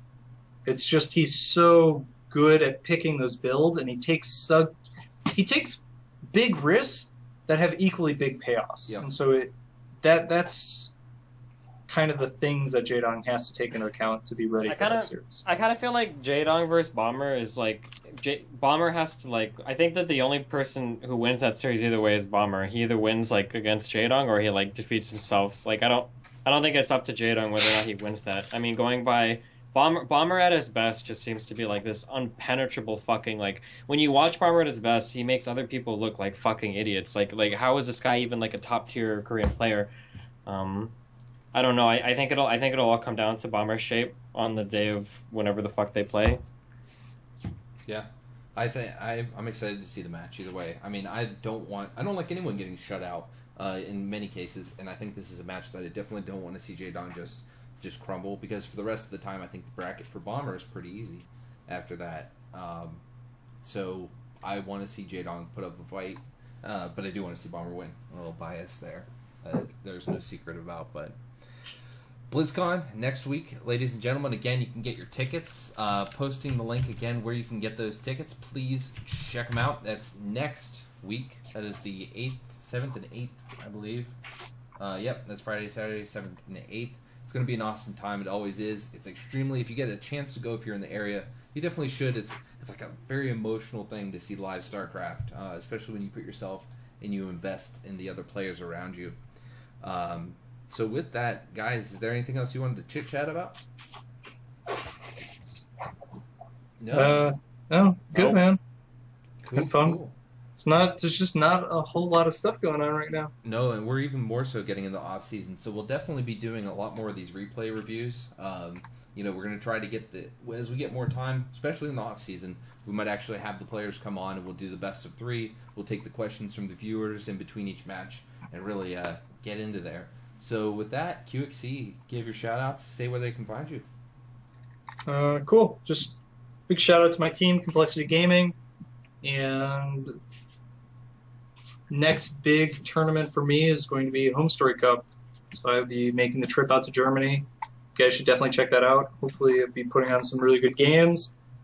And besides that, of course, it's Home Story Cup, so I'll be doing a lot of commentary and things like that. And that'll be really cool. Other than that, just whatever comes up, I'll be in if I can. Kane, are you going to be at Home Story Cup? I am going to be at Home Story Cup. It'll be my first one. I had no and it idea. should be, it should be a lot of fun. Good. Are you excited? Cool. Well, I'll be there too. All 3 of Yes. us. What the fuck? Oh, cool. Good. I won't be. We could do a show there. You get to go to BlizzCon though, so that kind of makes up for it. Yeah. But yeah, I think my personality kind of matches with the Home Story Cup environment, so it should be a lot of fun, I think. I've seen you drunk. Yes, it does. So is this going to be at Take's new place? Is that where it's going? No, it'll be at one of like the nightclubs in Krefeld or something like that. That's what I understand. Oh, this is going to be an exciting year. When is the Home Story Cup? November 14th to 16th, and the 16th is my birthday, so that'll be fun. Nice. Well, hopefully Yeah. you make it to that day. It's going to be... I'll be there no matter what, but hopefully I'm still playing at that point. So Or maybe not, depending on how much I want to drink. We've got a lot of exciting StarCraft. So we got the finals. We got a round of 16 this coming weekend, and then the round of 8 at BlizzCon, and then right after that we're gonna have Home Story Cup, and then a couple week break, and then we have IEM because I don't think DreamHack's in between there, right?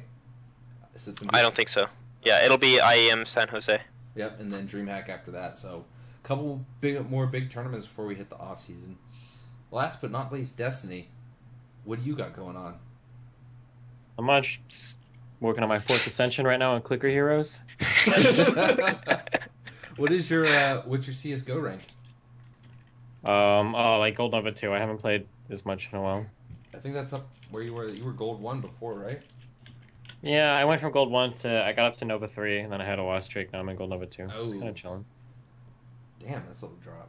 Oh well. Well, I wish you the best of luck in your CS:GO. Thank you, buddy. Yeah.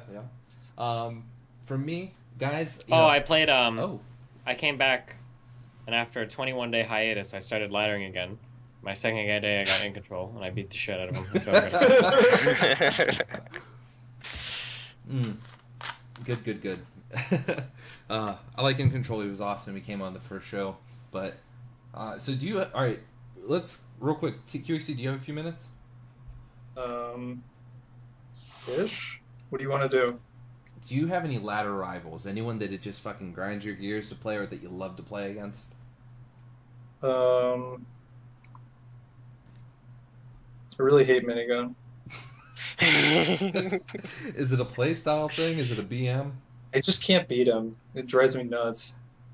Yeah, I'm like Minigun. 2-20 against him or something. So Something really Minigun underperforms his fucking tournaments, but on ladder and in custom games, he's like an unpenetrable fucking wall that has no weak points at any point in the entire fucking game against any fucking style ever. Have you ever played custom games with him? Like, even at my height, when I felt like I was playing really well, I've never seen Minigun ever lose in custom games consistently. Like, he makes everything look like a joke. It's insane how good he is, but he has problems performing in tournaments and shit. Oh man. Yeah. It's incredibly frustrating to play against him. So what Destiny is saying, that's the part that makes it so frustrating. Like, if he was winning tournaments more consistently or doing really well, I wouldn't be so annoyed at losing to him on ladder. But I don't know, man. The next time you lose against him, just call him the thing that I always say that makes me feel better. Just call him a sick boy who begs for money, and then just move on. That should go. No repercussions there. All right. Hey, QXC, if you've got to go, I fully understand. That was his polite way of saying we really want you to go. No. It's I know he does stuff on Mondays. Yeah, so it kind of got canceled today. Oh, okay. So if we're just hanging out, All right, so Kane. I'll leave soon. Yes. Ladder rivals. Who do you not like going against? Who pisses you off? Who do you fucking wreck? The only ladder rival I have right now on Europe, anyways, is Yoda, and I'm not really a rival because I think rival implies putting up a good fight and like competition, and normally I just get absolutely stomped by him. Like I probably played 11 or 12 games and I've won like 11-1, I think. So yeah, I usually just get wrecked by him. Everybody else I'm pretty confident against, I would say. Do you get tilted? Like, do you automatically go in making bad decisions, or? It's just, at this point, I think it's like a mental block. Like, I think that he's really, really solid, and I don't know, even if it's like even or I'm slightly ahead going into the mid game, I just feel like he's better than me. So I wouldn't say I make bad decisions. I just think he's better. All right, fair enough. Yoda's a fun player to watch. I feel like Yoda and 4GG are always facing off against each other. They were playing against each other recently, and I feel I've heard Yoda versus 4GG a lot this year. Yeah, and from what I understand, 4GG is like a TVT god, pretty much. Mm-hmm. So I don't know who wins most of the time, but I just know that 4GG is super good. I think it's like they played each other 16 times or something like that, and 4GG is like 14 of those 16. Yeah. So I can't remember that exact stat. Don't quote me on that. If you have it, please share it with us. Steven, who do you like to wreck on ladder, or do you get wrecked by? Control. No, I mean, Control's a big one. I hate losing to Control. Do you guys BM each other? No, never.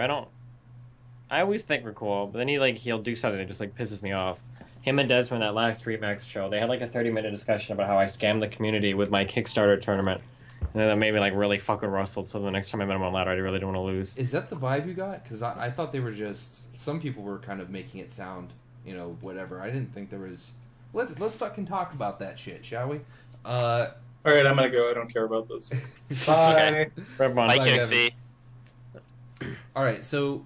I don't think it just came to wording on the Kickstarter they did. In the Kickstarter, my specific wording was any extra money raised from the Kickstarter will go towards the next tournament. Mm-hmm. And the extra money, it was like $400 extra. Those are the exact words on the Kickstarter. But somehow they extrapolated that to like, they said that all the money that I got from personal sponsors that I got from the tournament should have been like going towards the next one, and that if I pocketed all that money, that was like kind of a scumbag move. And I was like, okay. And then I was really ambiguous in my wording, even though I don't think anything was worded ambiguously at all. I think it was pretty clear. But so I want to get, I'm not trying to start a fight or anything. I didn't, because what I took away from that wasn't that. But I want to talk about just in general, when you run a tournament, when you create content, there's a lot of fucking time put into that. Even this, shitty little show that I can't seem to get to put together right, it takes a lot of time and a lot of effort, and in some cases, some money. So I feel that there's nothing wrong with you taking a cut. There's a lot of work put into it. I imagine you put, 40, maybe more hours into getting that shit ready? 40? More, 100? 150? Lots of hours, lots and lots of hours. There was the initial planning and all the brainstorming and everything together. Contacting players, just finding contacts with players could be a fucking nightmare. Sometimes you'd have to run through managers. Sometimes you have to do a manager of a manager, a contact of a contact to bounce around. You've got time zones that you're working around with.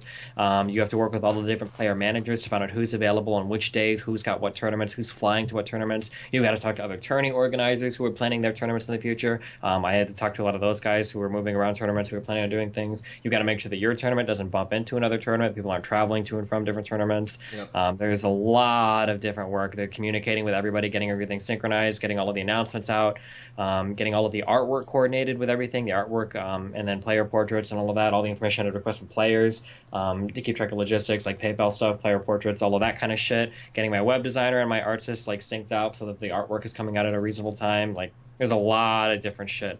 Getting an admin for the day of the tournament to communicate with the players, somebody that was fluent in Korean that could keep everybody up to date.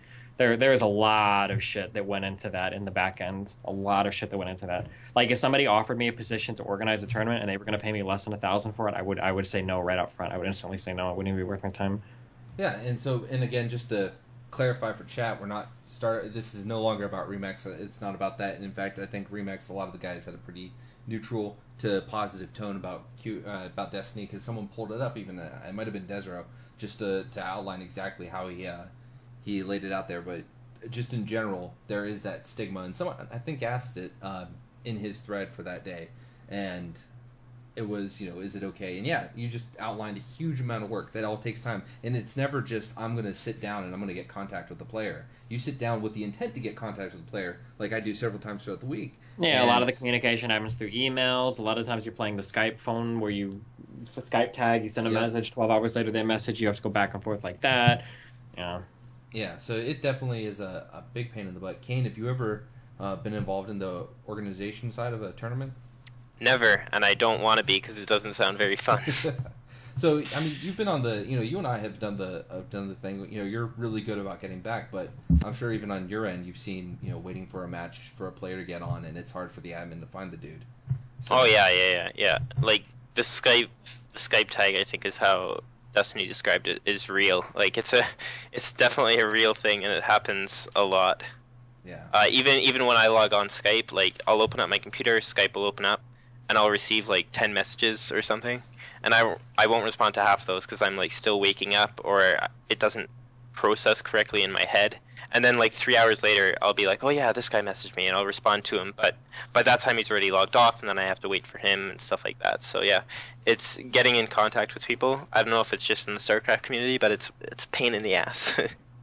Okay, so yeah, that's anyway. The summary of that little thing was just that it's a lot of work for these people to put in tournaments, and I don't see an issue at all with taking a cut, and depending on what the cut is, unless you specifically said I'm going to put this many dollars into it, Anyway, on a slightly happier note, I get asked this every week, and I'm going to make it a point to ask it until you make it happen.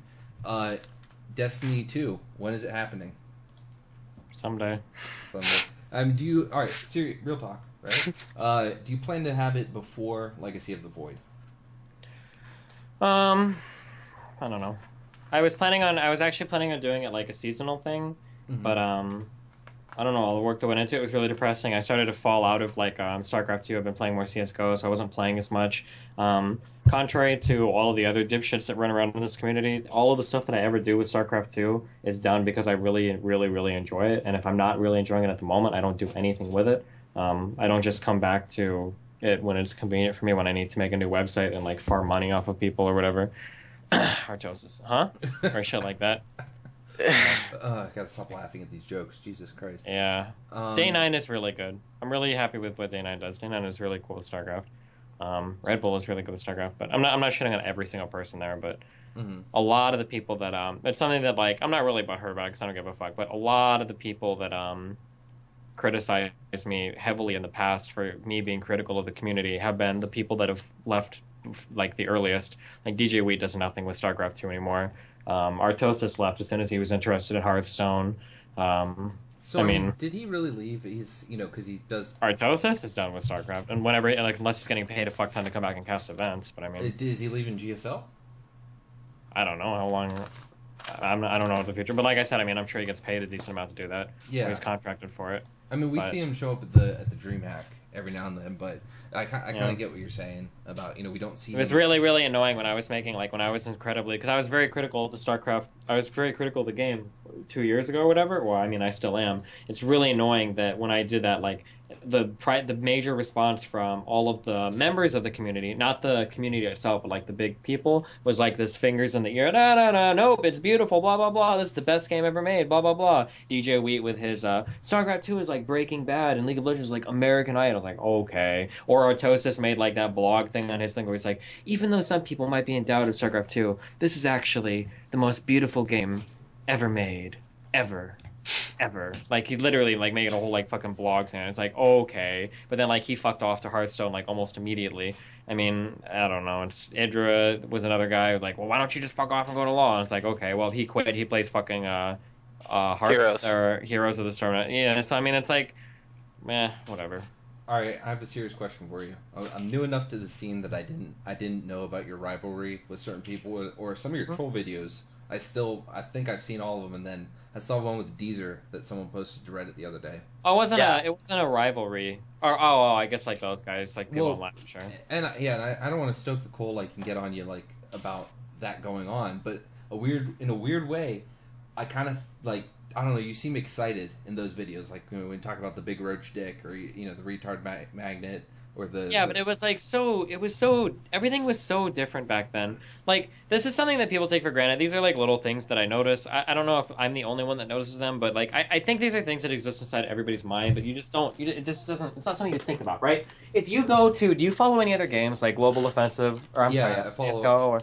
If you go to the, and again, there could be insane personal bias here that like prevents me from having like an objective opinion. But like, if you go to the Counter-Strike subreddit and you look at the posts and you read the posts and you read the people talking, it feels like a lot of people there play the game. It feels like there's a lot of people playing. You've got a lot of videos and images posted from shitty leagues, funny things that happen in shitty leagues. You've got a lot of like bad jokes about like bad players and shit. You've got a lot of like guides and shit, like how do you nade these spots for CS:GO or in Dota? How do you control this champ and this, or when you can go after the secret shop or whatever? Or like in League of Legends, like how do you carry out a silver 2 if you play support? Shit like that. Like when you read those subreddits, any of those subreddits, League of Legends, Dota 2, or Counter-Strike, I personally get the feeling like, wow, this is a really active community. There's a lot of people that play here.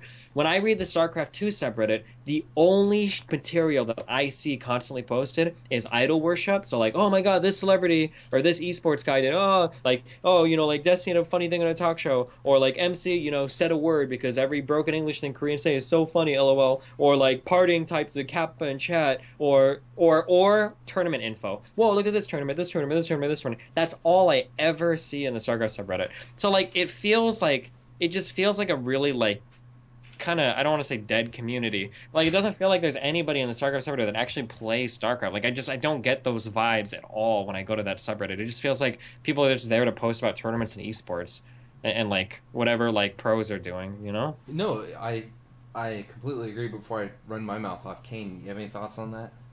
No, I definitely understand what Destiny's saying. Unfortunately, I don't follow other games, but even if you don't follow other games, I think you can kind of get that vibe as a pro player. Sure. Or even you can compare it to like 3 years ago on the StarCraft subreddit, where it felt super fucking alive, Mm-hmm. Yeah, and I know exactly what you're saying. Like, even when I read that subreddit, I'm like, I read stuff and I'm like, yeah, there's no way people will be fans of certain players and they'll watch certain tournaments, but they don't play the game. They don't really understand anything about the game itself, Yeah. It's just a lot of external stuff. I don't know. Half this, like 3/4 of the stuff on there has nothing to do with StarCraft itself. It has to do with players or tournaments or stuff like that. Yeah, and I think that is an issue with the subreddit, but again, it's not necessarily... It's not an issue with the subreddit, though. It's an issue with the fact that there just aren't many people that play StarCraft. Well, right. If you look at it, you look at the new, there isn't a lot of that kind of content being submitted. There's a lot of, fucking Ilias says something funny on a WCS match, and there were 10 posts of it immediately into the subreddit. And, 3 of them ended up on the front page, and they got called. But the point being is that that's the kind of thing that gets out there. I think I've seen maybe 10 guides posted this entire year. to the main subreddit. Everyone goes to All Things Terran, Zerg, and Protoss for that. Yeah, but people say that, but that's not good. Like, this community is nowhere near huge enough that you need to segregate off things. And even those subreddits are dead as fuck. Like, people are like, oh, well, why don't you just go to, like, All Things Terran or All Things Zerg? Like, so I visit All Things Terran right now, and the, if I go down to, like, the 20th post, that was submitted 3 days ago. Yeah. On the front page, there's posts from 3 days ago. Like, lots of them. Like, this subreddit is dead as fuck. Like, 7,991 Terran players. Like, I have as many subscribers on my personal subreddit. Like, and I'm not even that famous compared to some of the fucking League of Legends players and shit. Like, that's not good that you have to, like, you think you gotta move all the talk. I remember a long time ago, StarCraft players used to brag about that. Like, it was something like, oh, well, we've got a lot of people that watch again that don't even play. It's such a spectator sport. It's like, well, I mean, how's that working out for you now when, you know, fucking dead game CSGO is, like, alive as fuck? And League and Dota are obviously, like, leagues ahead of where you're at. Like, it's stupid, I think. I don't know. No, but you go to the other subreddits. You go to Dota, for example, and you're exactly right. You see the kind of content, you see the guides, but you also see the community posts or the memes or something like that. But there's so much of a variety, where in StarCraft, it's shout out, hero worship. You do see a lot of tournaments, which is good. A lot of community tournaments are being run. I'll take that moment to say, guys, check out Fear Dragon and Mattles and Ascended Star League, all those guys, and Rifkin. They all put out a lot of good stuff. Rifkin has 32 Boys, 1 Cub going on right now, so check him out. Anyway, back to the discussion. I guess the subreddit is I don't know what you want to call it, is the sample of the community as a whole, where you see, you know, that's our most active. You know what? Yeah, you see Team Liquid and all that, but I really don't see many shit posts on Team Liquid. It's because the mods are so active, I think. Like, the mods are so active, and they really crack down on shit on Team Liquid. Yeah. So the game isn't dead. I don't believe that, and I think Legacy of the Void is definitely going to see a resurgence in popularity for StarCraft. But it's a very good highlight. I can't even remember how we got on this. We were talking... so what I was originally getting at, Steve. Oh, about the Deezer. Yeah. So shit, yeah. what I was getting at with that is you sound excited during that. Yeah. Like, you know, I know you're taunting that guy, but you're like, you're gonna keep your Zelda alive. Like, you sound excited in all those videos. And now when I watch you stream, you just kind of seem like, you know, you're into the game, but you're not. So is that just like you're older now and you're not that kind of excitable, you know, young 20 guy? Or no, I think everything was just so different back then too. Everything just felt more live. I had tons of people that would like watching streams. There were so many different viewers. There were so many different people playing the game. Like, there were so many different personalities in and out. Like, who the fuck do you run into now that's like, fuck, I lost against the boss, sorry. Who do you fucking clicker heroes? Like, there aren't as many personalities. Like, what are the new faces on ladder that you see? Like, fucking no one. Like, when you play ladder, you run into the same people over and over and over and over and over again. And I mean, I guess it's like, obviously, I mean, like, I'm GM, or actually High Masters now because I dropped out. So I mean, like, obviously I run into the same people to some degree. But like, it just feels like you're getting a bunch of like recycle. Like, I'm playing the same people that I was playing like a year and a half ago on ladder over and over again. Like, everything just feels so much more dead now. It doesn't feel as exciting or as vibrant of community, you know? Yeah. I think that influences like how you feel during games, in my opinion, just for me a little bit. Yeah. No, I can definitely see that. Kane, what do you feel when you play StarCraft? I'm a bad person to ask because I've always felt the same way about this game. Like, since it sounds really corny, but I've always kind of loved playing. I don't really, even if there's like no pro players anymore, if there's still decent people, I'll probably still play. Like, I just love the game itself. So for me, it's not about anybody watching. It's not about fans or anything. It's just I like the game. So I've always kind of enjoyed it. And when I go into a game, I'm just thinking like I want to win. Yeah. So have you played CSGO since we got you to download it? I played a game with my housemates, actually, and I lost. Yeah. I wasn't the worst player, though. There was a guy on the other team. Or no, he was on our team, and I did better than him. So Nice. Good job. I got demoted. I was Silver 2, and then I played at work, and, you know, I had to keep, like, tabbing out when I was doing it. And so I got down to Silver 1, which didn't feel good. So now I feel like a complete ass. It sucks. There you go. Yeah. So, I really think that that is it for tonight. Let me see if there's any more questions on here before we kick the bucket. All right. We've talked about, we've hashed this out, and I think this will be the last point we get to. We've hashed out what we want to see in Legacy of the Void and all that. We've talked about WCS and the Koreans and lack thereof in the foreign scene. So, what is something that you guys want to see implemented into WCS? You know, we've got the region lock. What is something that you want to see other than region lock? Kind of revamping, perhaps? For WCS? Yeah.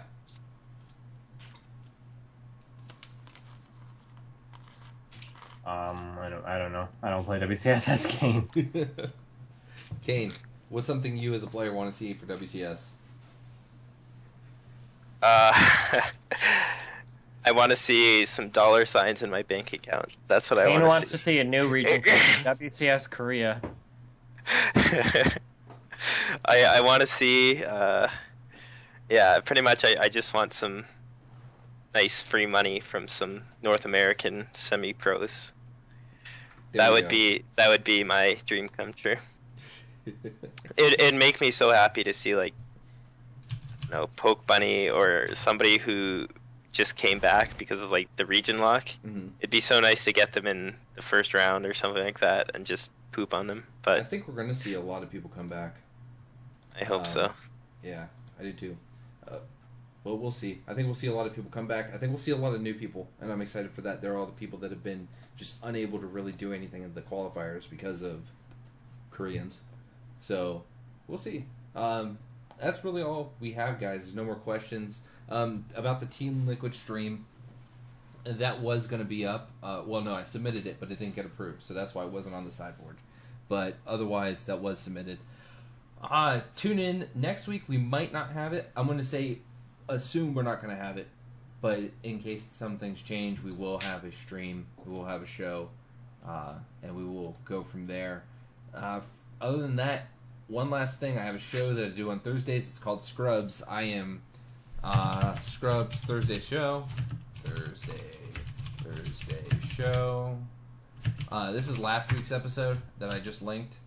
I did that with Complexity Gaming's Swindle Melons, if you guys are familiar with him. Check that out. You know, leave feedback. That's a new show. It's, again, in its growing phases, but I think it's doing pretty decent. So give it a check. That's Dota episode. So StarCraft is coming up soon. Might do one StarCraft episode a week, actually, and make the other games, you know, their own shows. So there'll be 2 shows a week, Scrubs and Scrubs SC2. Anyway, Kane, Destiny, thank you guys for coming on. Thanks for staying a little after the bullshit. Again, nothing against anyone else was meant with our little conversation earlier about the tournament stuff. So, no Jimmies, fuck. Need be rustled. It is late for me, so I'm going to go to bed. Destiny, Kane, you guys have a great night. Thanks for coming on. Thank you.